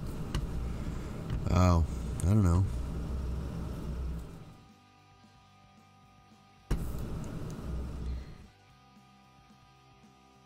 Cold is a virus. It's the rhinovirus.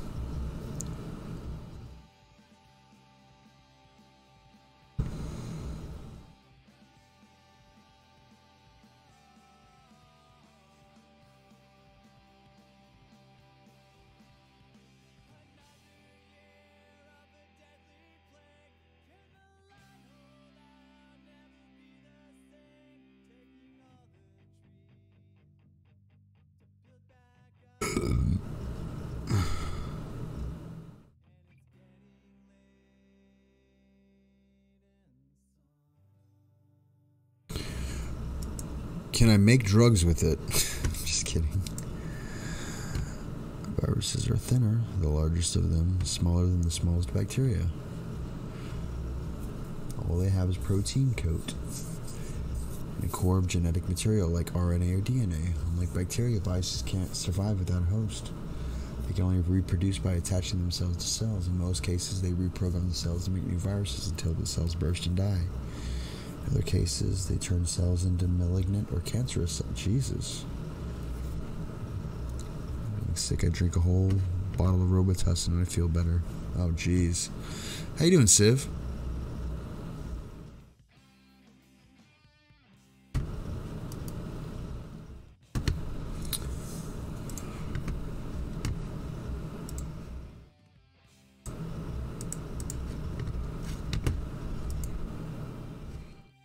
Yeah, see you later, Ferd. you leave? I will not do something over my health. Wait. Oh. Have a good night, Ferd. My chat just like froze for a second. Civ was here.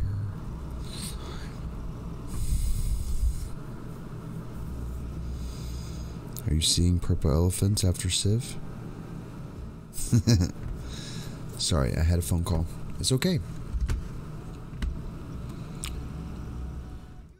Maybe when I wake up I'll feel really terrible tomorrow. I feel kind of fine right now.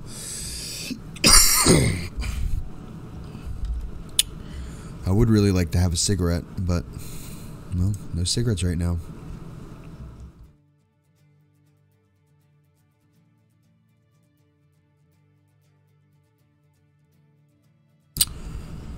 Anyways. How are you guys doing? I read too many stories. I didn't even take a break today, so we're just gonna chill out for a little bit. Is that cool with y'all? I don't care. Got like 30 minutes left. Turn on the light.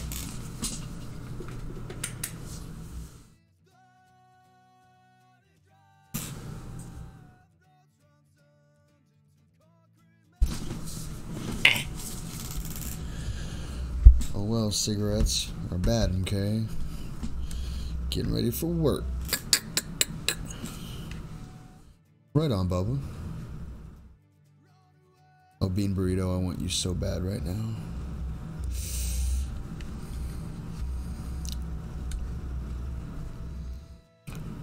You know, I had honey the other day, too.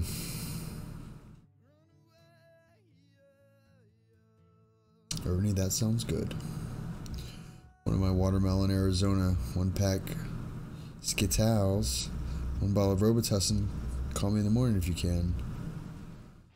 1 can of watermelon Arizona, 1 pack of Skittles, 1 bottle of Robitussin. You mix it all together?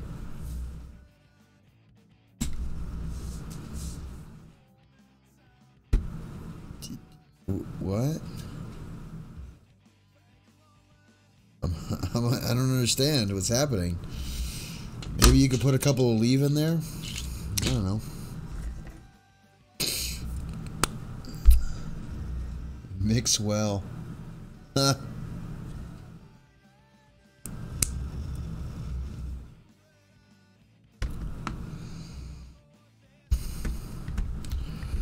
gonna look that up. Watermelon.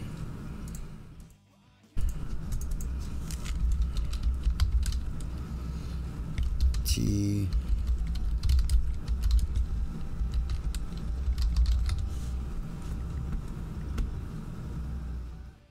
Skittles and Arizona iced tea? Nope.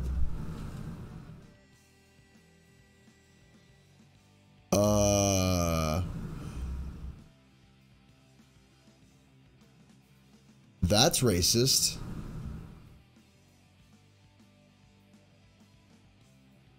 Oh, wow.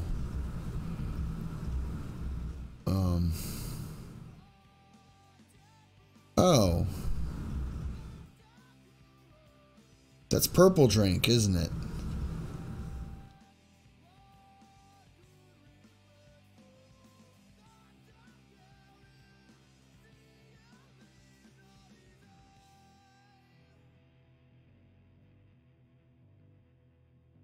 Food fed off the shelf. People, dopers are usually getting their Medicaid cards to obtain the ingredients to make drugs. And remember, both the Skittles and the iced tea were unopened.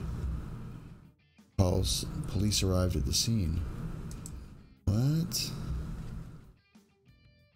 Trayvon Martin was no sweet child.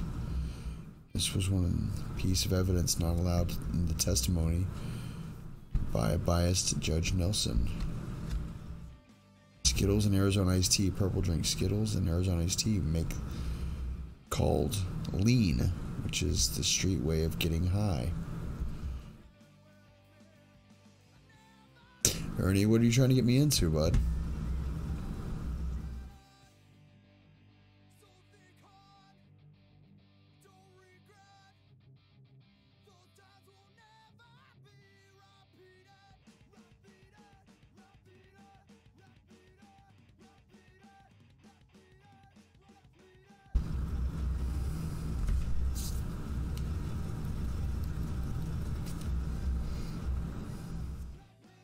Be right back.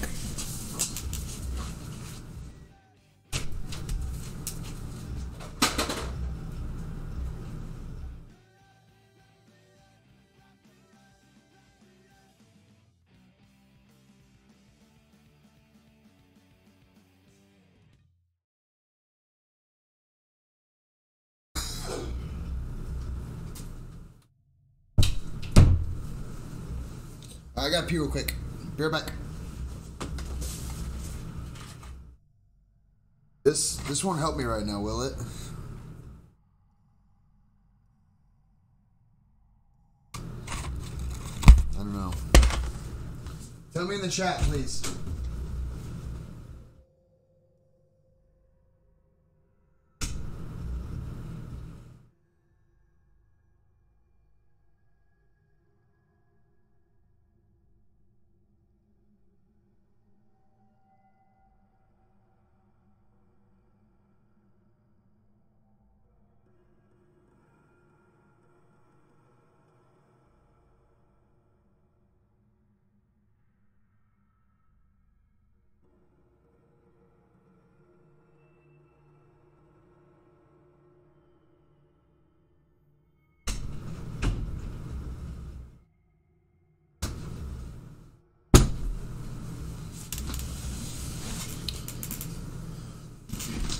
Why is no one talking in the chat?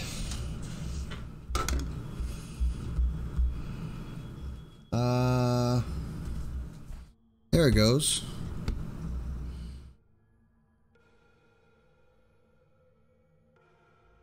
No, wait, hang on a second. Yeah, my chat froze. In a blender, a shot of, 4 shots of. Not to get political, but that's what Trayvon was doing. Racist Blender Man is back. Purple drink. You lean over, party. I'm Jason. Learned a recipe. Oh. Yeah, that's simple cooking. Haha. Hey, Smiley. What's the recipe? Thinking Jason. That you're a nurse. Do it on your channel. Jason. Ernie. Do it. Jason, I think they're talking about purple drink.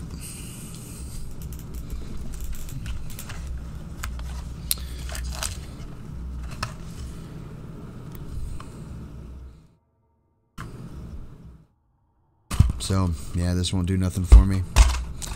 Yeah, I didn't think so. I hoped. I think this will work better for me than the other stuff. This will thin my blood out. What is a purple drink? Well, it's Arizona iced tea and Skittles. And Robitussin.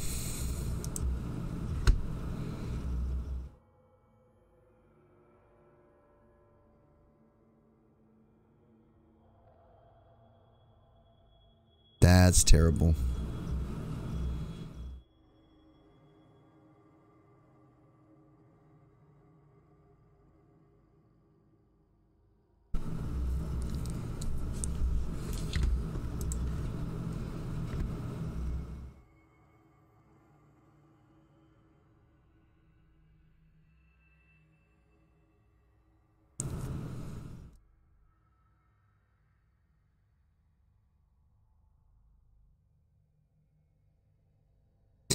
And I'm not going to talk about that anymore. We're not going to talk about it anymore. It's a racist thing. Are you talking for arthritis? It's a really bad trip. Chappy, did you hear about the tornadoes in Alabama? No, I did not. It's capsaicin, same as icy hot. What's wrong with my chat? It keeps like freezing and unfreezing.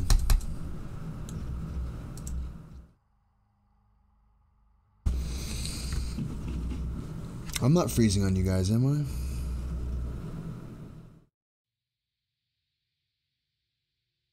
Talk about some crazy Chappy stories when he was little. My mom's not here anymore, I don't think. I think she left. Hope made cookies.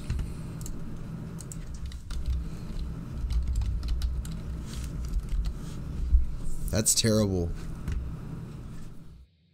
Wow. That's really sad.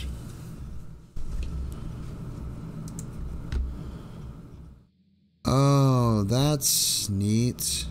Google has a little icon for tornadoes.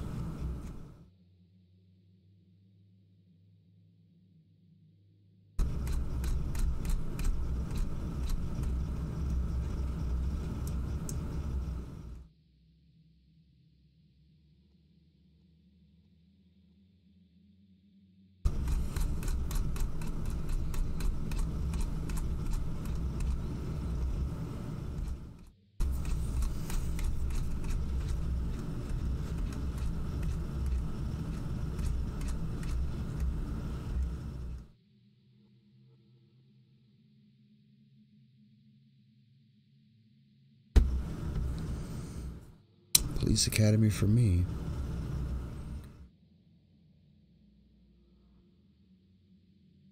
What's the first boobies you've seen in a movie? Jeez. Revenge of the Nerds Part 1. What's ew? I don't know. I'm sorry, random. This chat. I don't know what's happening. My chat's being really weird.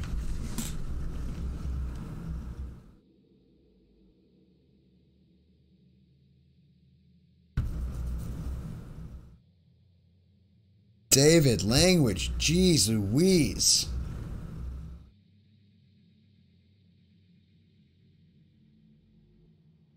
Hope that's fine. You're excused from this chat because people don't know how to watch their words.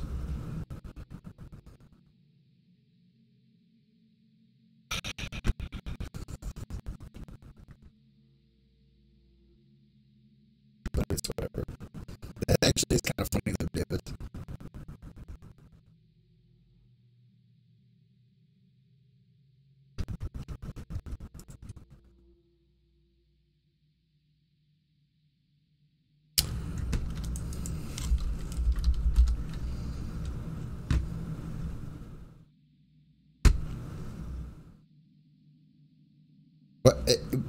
I don't understand what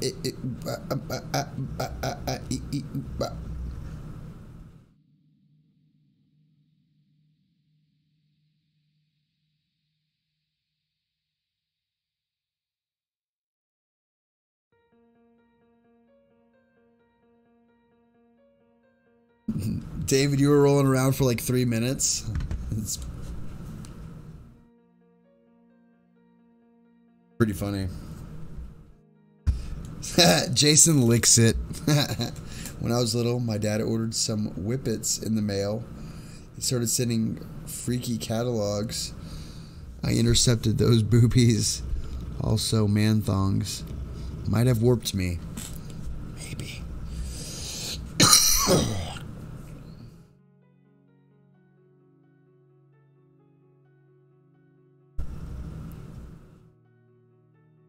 Just cough that up. What's that, Smiley? It's just mucus. It's had substance to it, though. My napkin. Had a paper towel up here. Oh.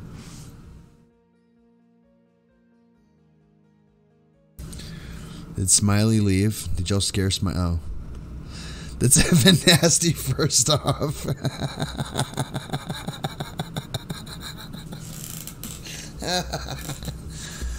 As long as it's not green or brown, it's just mucus. If it's not colored, it's nothing. How is that disgusting? It was just... I don't know. It's mucus. It's my mucus.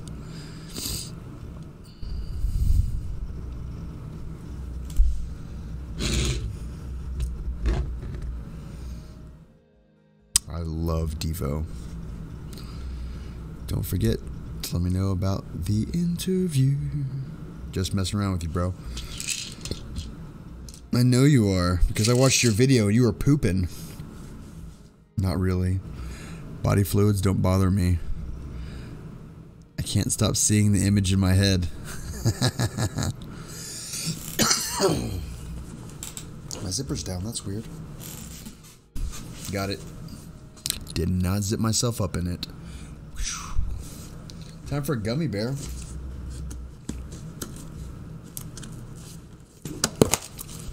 To make this thing so impossible, there's a bunch of red ones in that one. Oh, it smells so good. Wow, this stream, guys, Chappy, coughing up a lung. I know.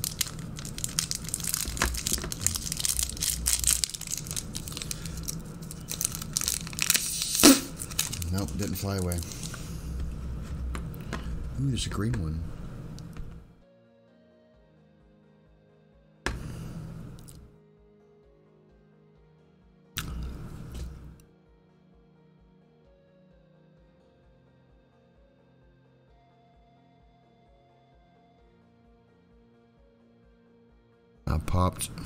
I pooped earlier when Dad was playing music.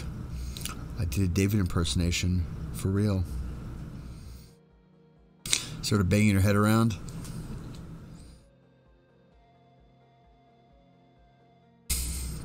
You two are peas in a pod. A very messed up pod. I really want to look at my finger. I cut it pretty good today. Sort of bleeding on the floor. Let's see what I can find. Probably shouldn't affect it. You know, I can't really peel it up. Never mind. I'll look at it in the next couple days.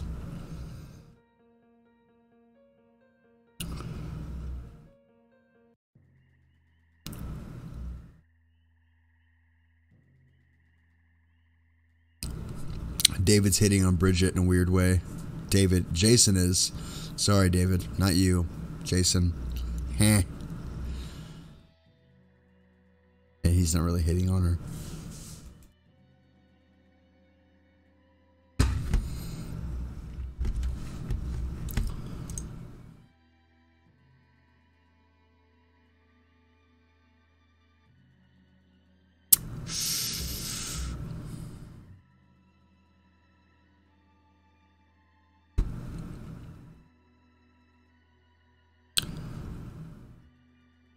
What have you missed? What haven't you missed? Well, that's what you missed there, Go Fish.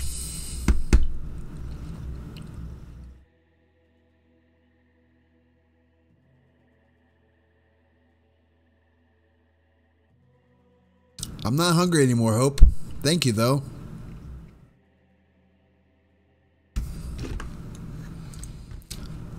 I feel like I have to Google that.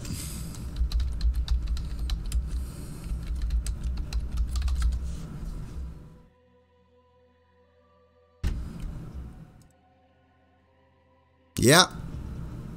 Yeah. Don't Google that. Definitely don't Google that. It was disgusting.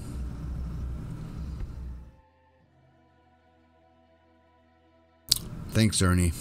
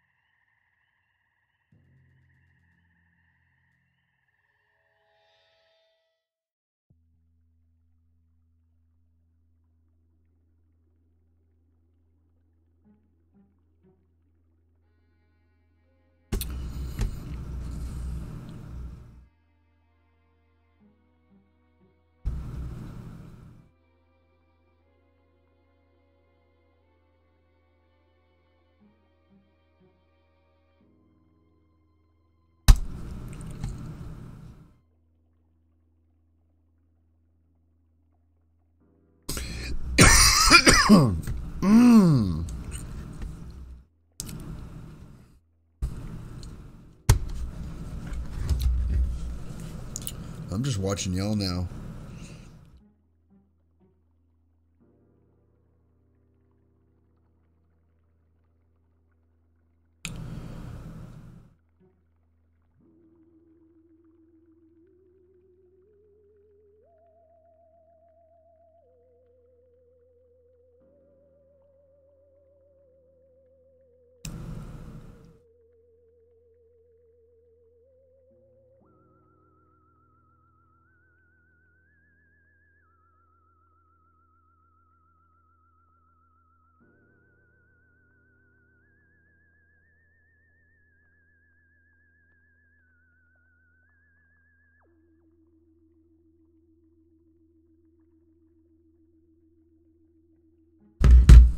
Go fish, go fish, go fish. What's up, buddy?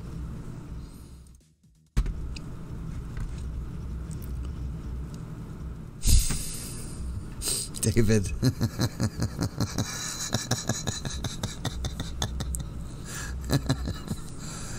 That's a classic scene.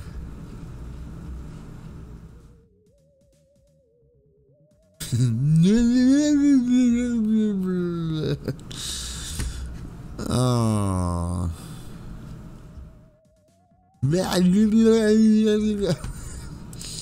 I can't watch that anymore. It's ridiculously funny, though.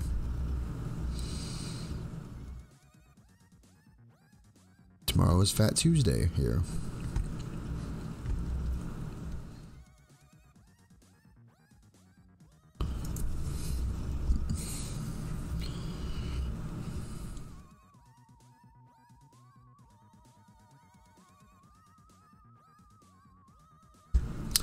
No, because I have to post links.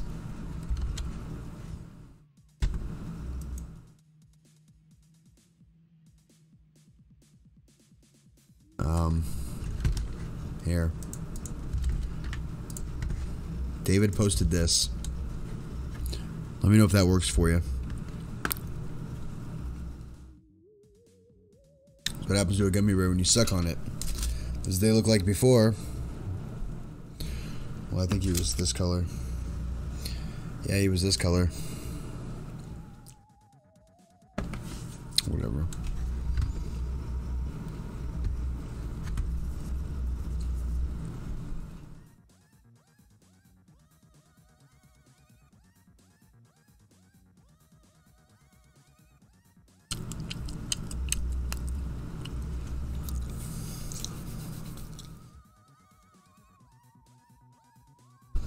Can't click on that link?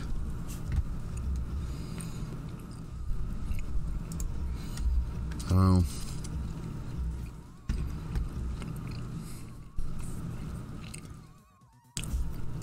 I'm gonna eat this burrito. Let me go heat it up real quick. I'll be right back.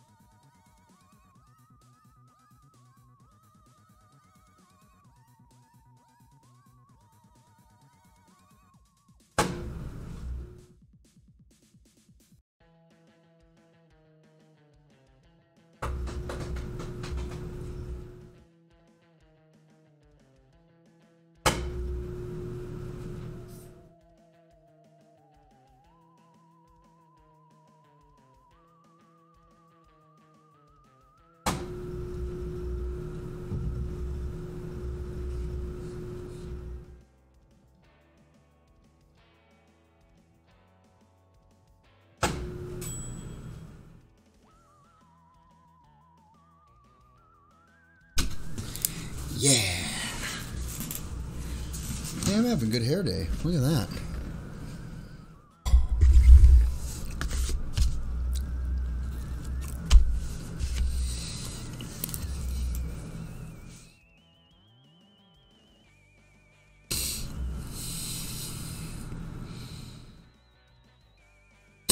Do it. Unicorn. Here, I'll start.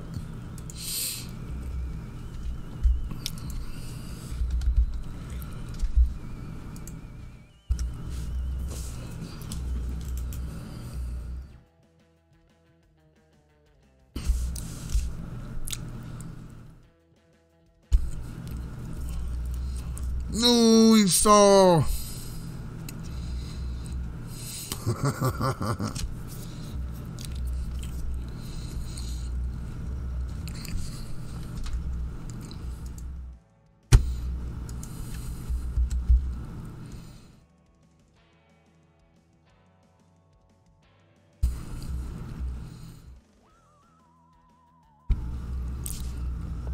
I don't know what we're doing, but I'm having fun doing it.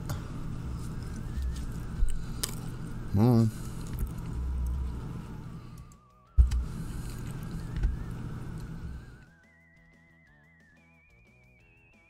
It's a Ferris wheel. Just pink stuff.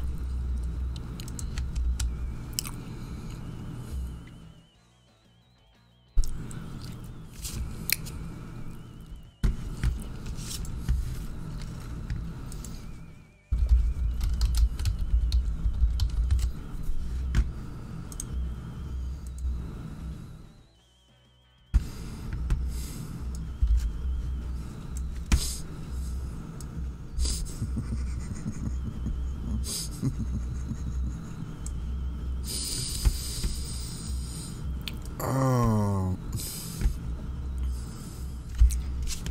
Just waiting for people to say something about the picture.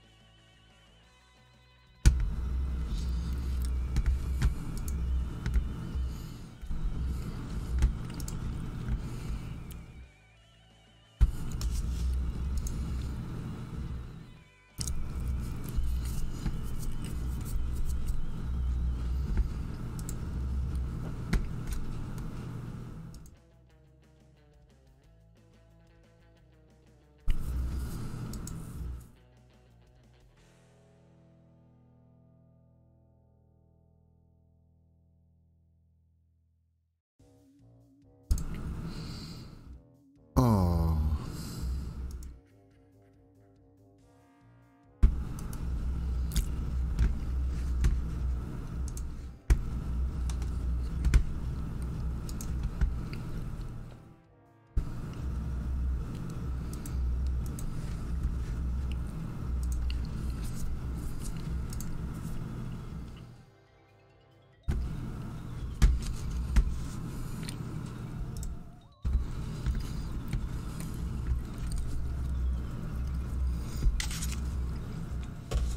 Smell like cabbage.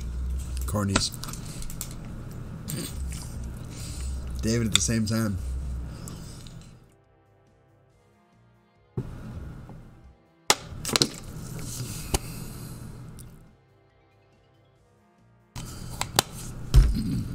I'm sorry to hear that, Hope.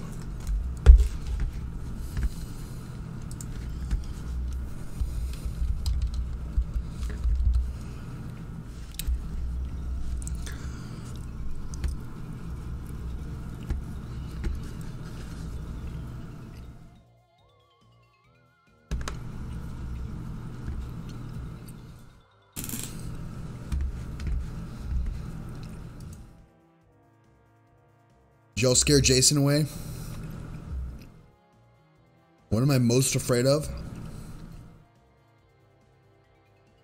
I don't know, dying maybe? But even sometimes I'm okay with it.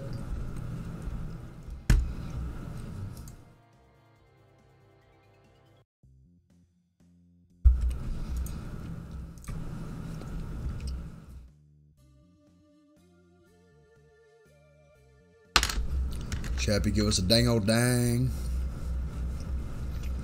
You want a dang old dang, man?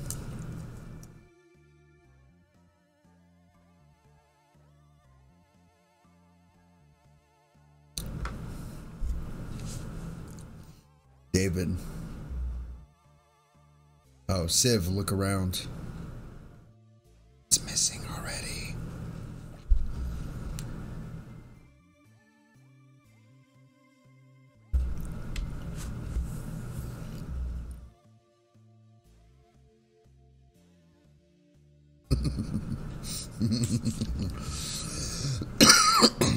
Hey, Loic. Loic's here, folks. No, I'm still puking. What are you puking over, Jason?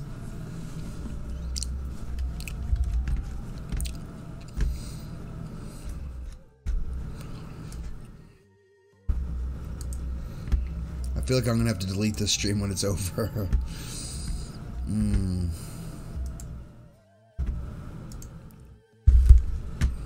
Doodle for Google.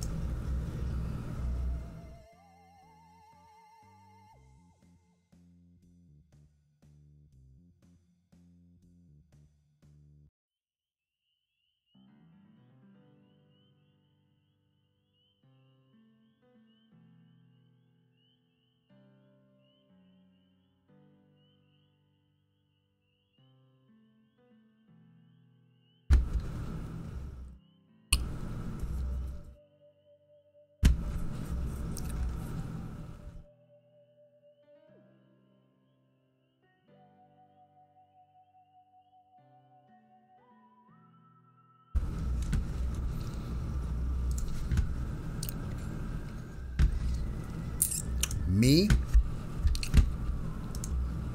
You really want me to do something disgusting, Jason? I'll do it. I think I might lose viewers, but my threshold for disgusting is very high. I'm a single man. Just remember that.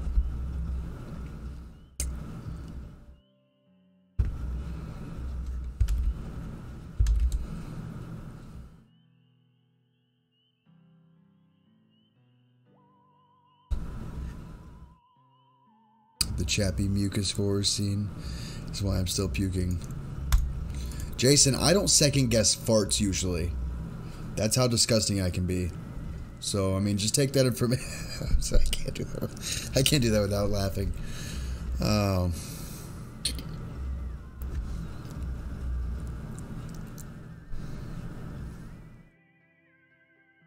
No, Smiley, I'm sure you can beat it. Because I don't like seeing blood.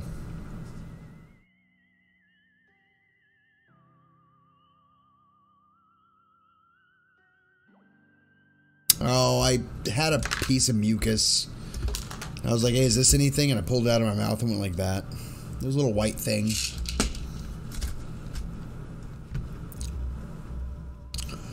Yeah, Crazy Chicken Dude has chickens. And they poop on him. How does that make you feel, Jason? Mine was a little mucus. That's not disgusting. That's natural. How do you think this hair gets so soft?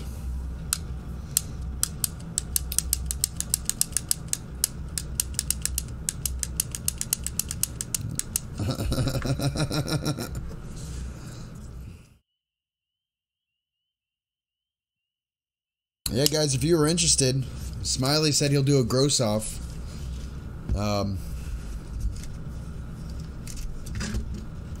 If you want to watch Smiley after I'm done streaming, or I can be done streaming now, it's 9.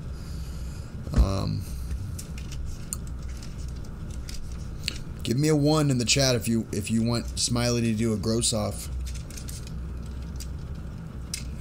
Oh, well, here we go. We're not doing it in my chat. Let me set up. Oh, geez. Oh, Crazy Chicken's down. A gross off? Jabby, I'm going to make a creepy thumbnail for your next stream, okay? Yes, ma'am. I'd appreciate it. Chicken poop is fine. LOL. 1. I was reading my kid a book. I missed something. I showed the little piece of phlegm, or whatever, mucus. Oh, and Jason freaked out. And I told Jason, you know, as a single male, my threshold for gross is up here. And then Smiley stepped in and says, oh yeah? Because he's a nurse, and their threshold for gross is like way up here.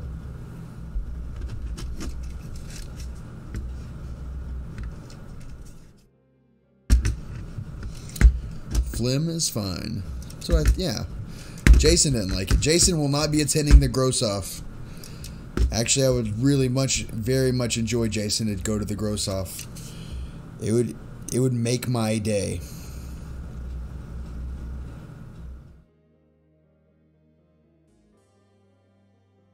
You can't beat an RN. I don't think I could. That's why I won't be watching very much of the stream. Yeah. It's true. I dated a nurse. She worked in the ER. That was crazy. She was cute, though.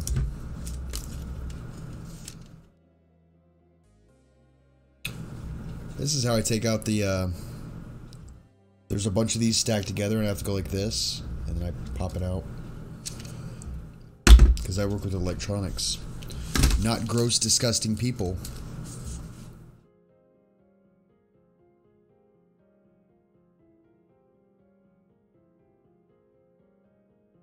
Go fish. What is it you do again? Chicken bloody diarrhea with worms. I have 3 kids, so I can handle a lot from them. Well, Jason might be in the gross off. We might have to start a challenge. Hashtag gross off. It'll be the most disgusting YouTube video stream ever. And it all started here. I can get all the hate mail. Wonderful. Yeah, kids are gross. Swear to God, if Smiley like juggles poop, he wins. Not a chance. My bull died last summer in the heat. I had to gut it, quarter it. Almost studying mortuary science. Most challenge? Gross challenge accepted. Oh, man. I used to be an EMT. Trained for a paramedic. Ambulance stuff. There you go. Go Fish is in that gross challenge. But if you want to participate, you got to get a camera. Why did my pinky look really short there? It looks normal now. I don't know. It looked really short. I don't know.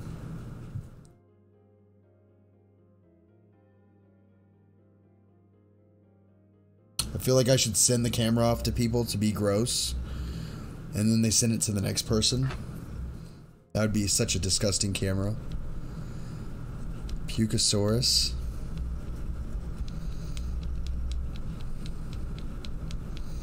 I do fine with blood. I don't do fine with blood. I just get a weird feeling. Not like I puke or anything. I've seen lots of it. I mean, I'm fine with that. I'm fine with death. I will not get a camera. Would like to participate, but I don't want to post videos.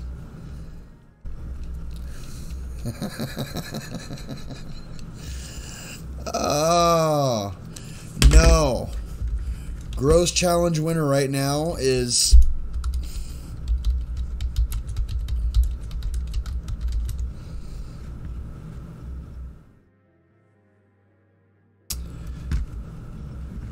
Oh, God.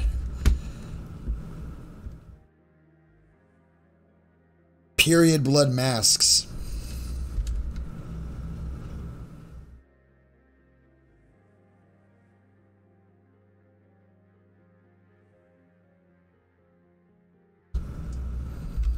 Yeah, I saw a thing about that.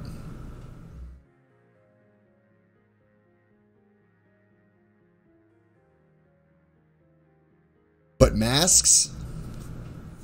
You don't think that's gross? I think it's kind of gross.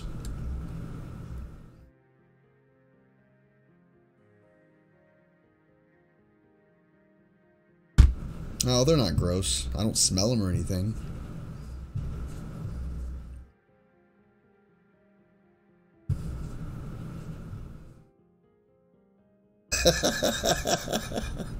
Jason, I thought you could hang.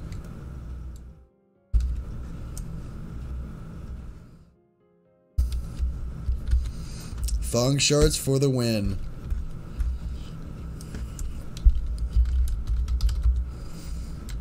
No matter how much I Google it, I'll never see one. I think it just takes the word thong and runs with it.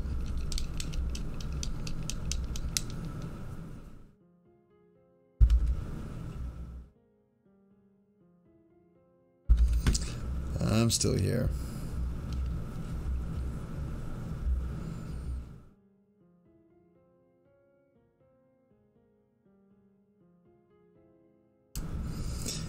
MF and thong shirts.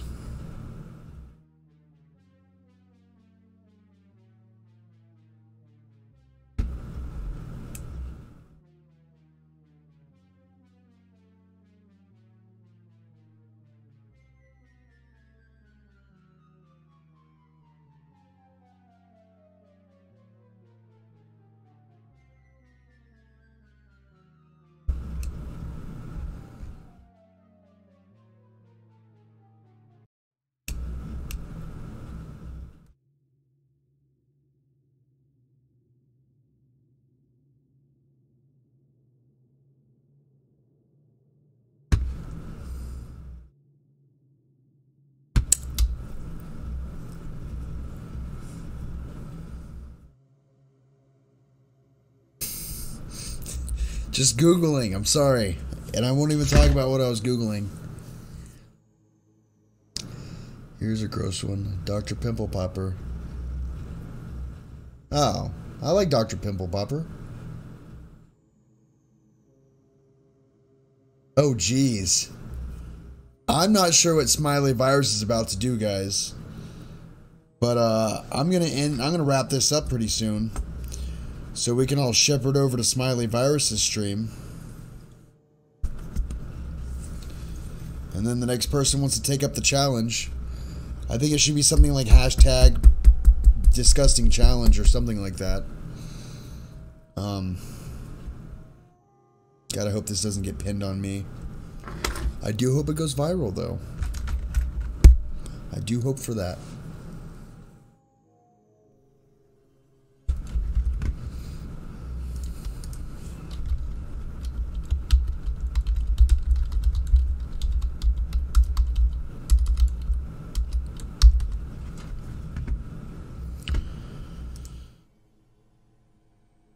No, there was a really funny one where this woman had a thing in her mouth and she squeezed her tongue and it was all green. And I said it was a guacamole dispenser.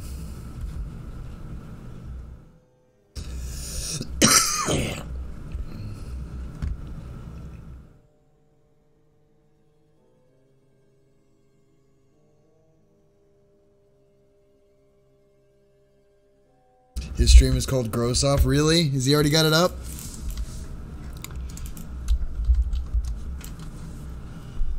Oh, where's Smiley? Where's Smiley?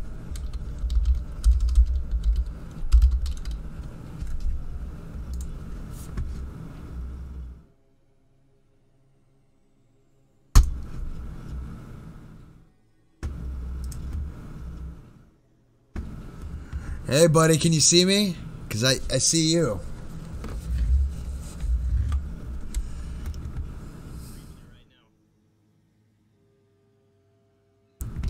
Here's the link for his, Yeah,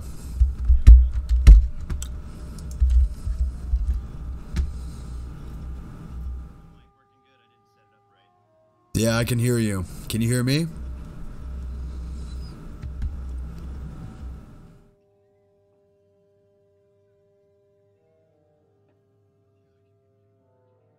I'm probably going to be closing soon because I don't want you to be gross to me.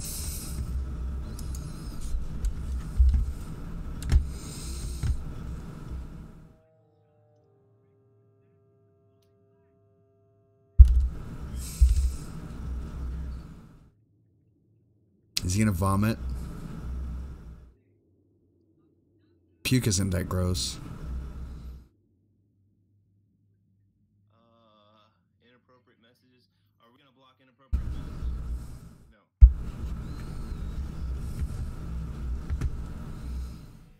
No. Wait, where does it say inappropriate messages?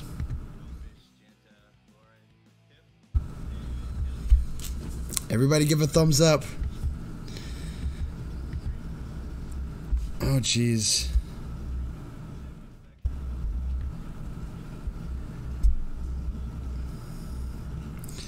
Oh, we got 16 people in my chat. Oh, God, I hope you guys are watching this, too. I don't know what's going on, but check it out. I have no idea what he's going to do. I got to mute the...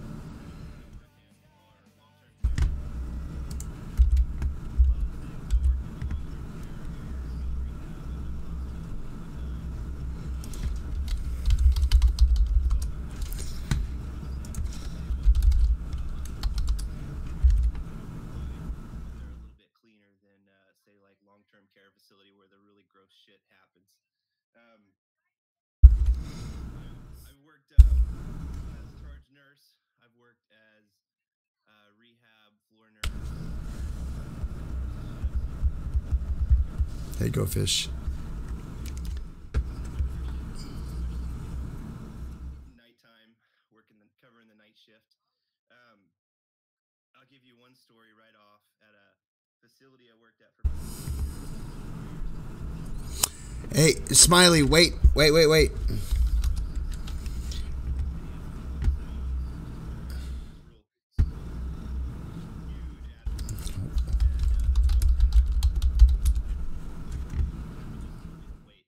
You gotta wait for Bridget. Bridget, he's just telling stories right now.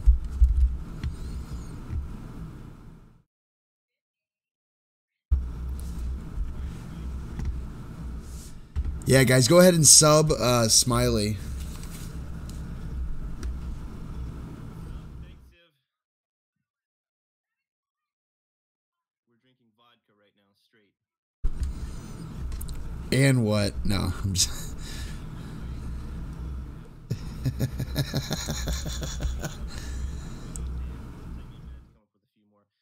the mic clear? Yeah. Yeah, yours is probably better than mine. Put our kid to bed. You guys want to wait a second, or you want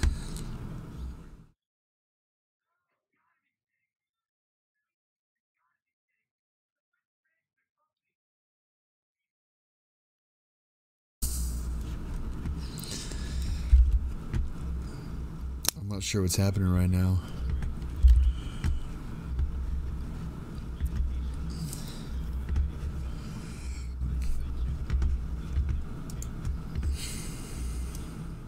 we call them like walkie-talkies, like they can walk, they can answer.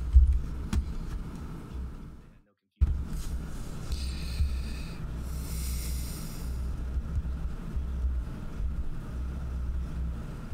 Until I at least do that. And I know for a fact I checked on this patient. So I walked up front and I was getting some narcotics for another patient. And I knew this family really well.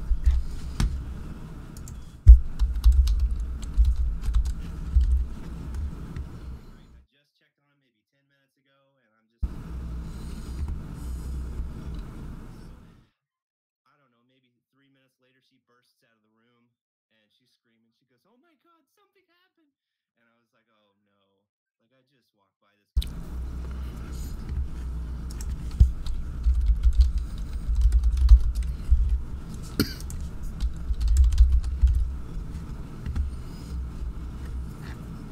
It's sort of funny, isn't it? He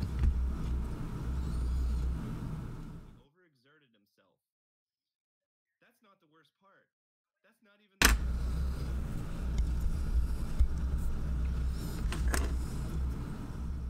Fell next to his bed and his head hit his bedside table, which have a full metal frame. Aww. Shave that shit off. There is nothing soft about those fucking bedside tables. Cut his head open. There's a huge puddle of blood. He had passed away, obviously from heart failure. It was not at all funny at the time. It's just the guy just hit his head on the bedside table and bled out all over the floor. That is really sad. Shit that we see in these settings. Is Bridget here? I didn't see her. No, I don't see Bridget yet. Bridget.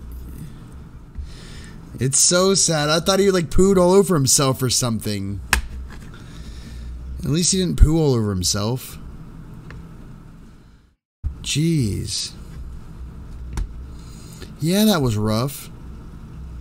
I'm sure it is, you freak. Oh, jeez Louise, guys. Jesus. I wonder if there's a way I could stick his stream inside mine. Why am I still streaming? Why? Why? God, it's past my bedtime. I should be laying in bed watching all this.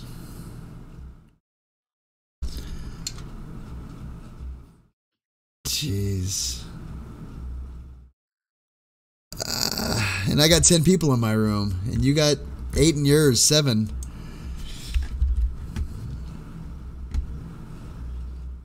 Oh, man. Because I love streaming. Yeah, this is...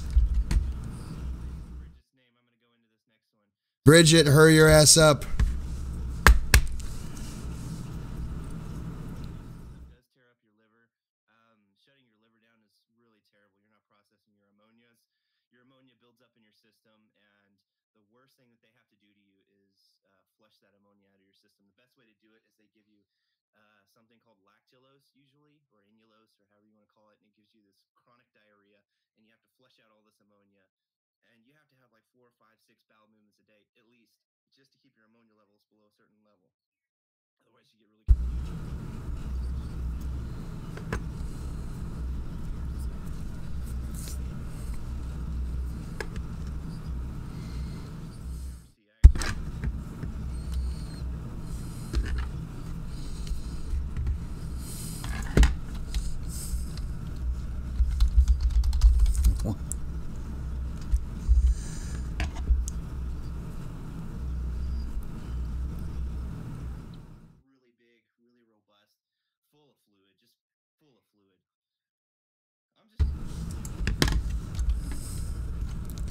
Bridget, you gotta hurry up and get into his room.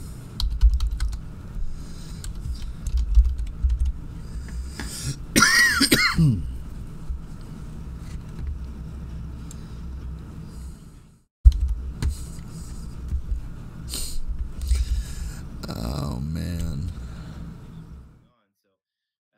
But one thing I'm certain with this patient is that he was full code.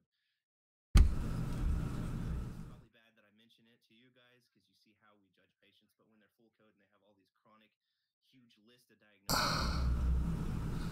we're gonna revive this patient. The time came.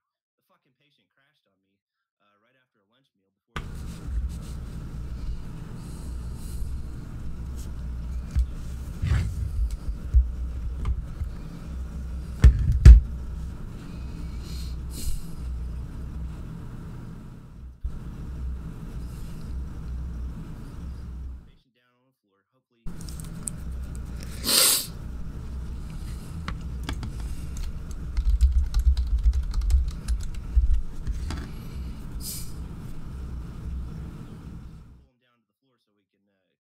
Start CPR already to get some more assistance.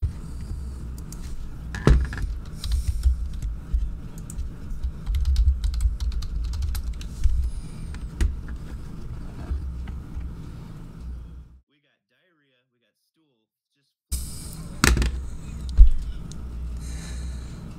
control of your bowel. You fucking lose control of your bowel. That's actually really funny. That's not gross at all.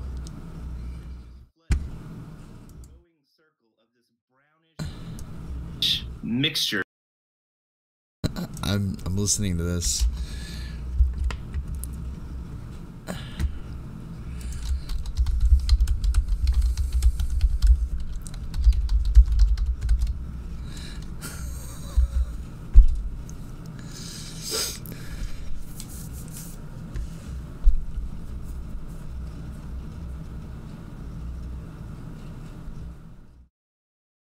Yeah, right here. You're not pushing hard enough if they don't crack the ribs.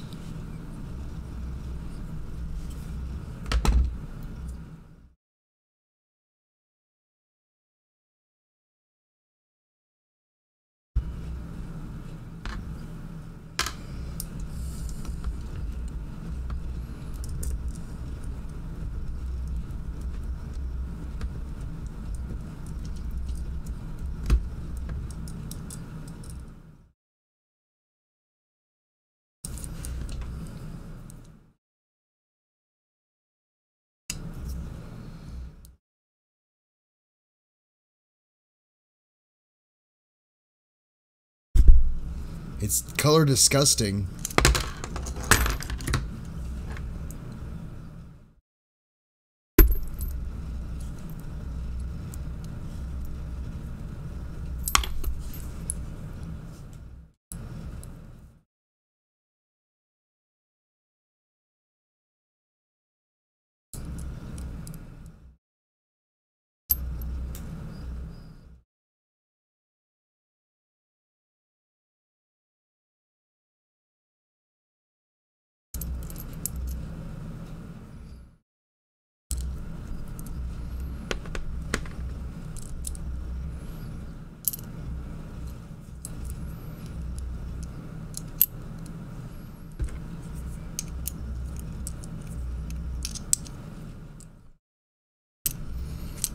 Have a good night, Go Fish.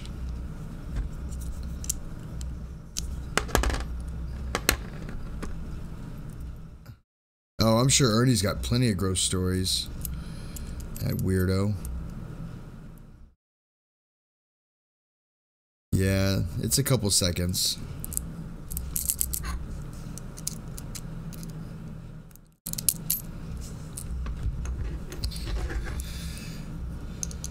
I don't think Ernie has a camera.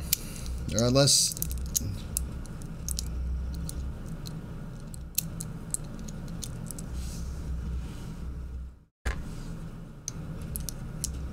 What's IMSA?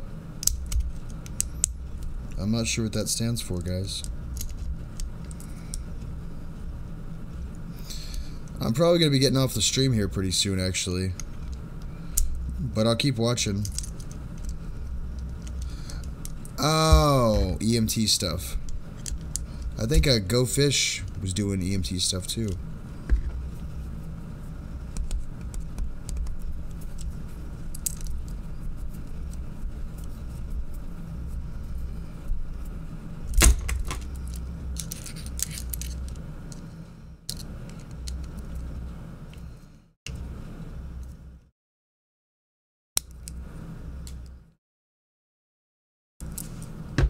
Hey, did that guy die?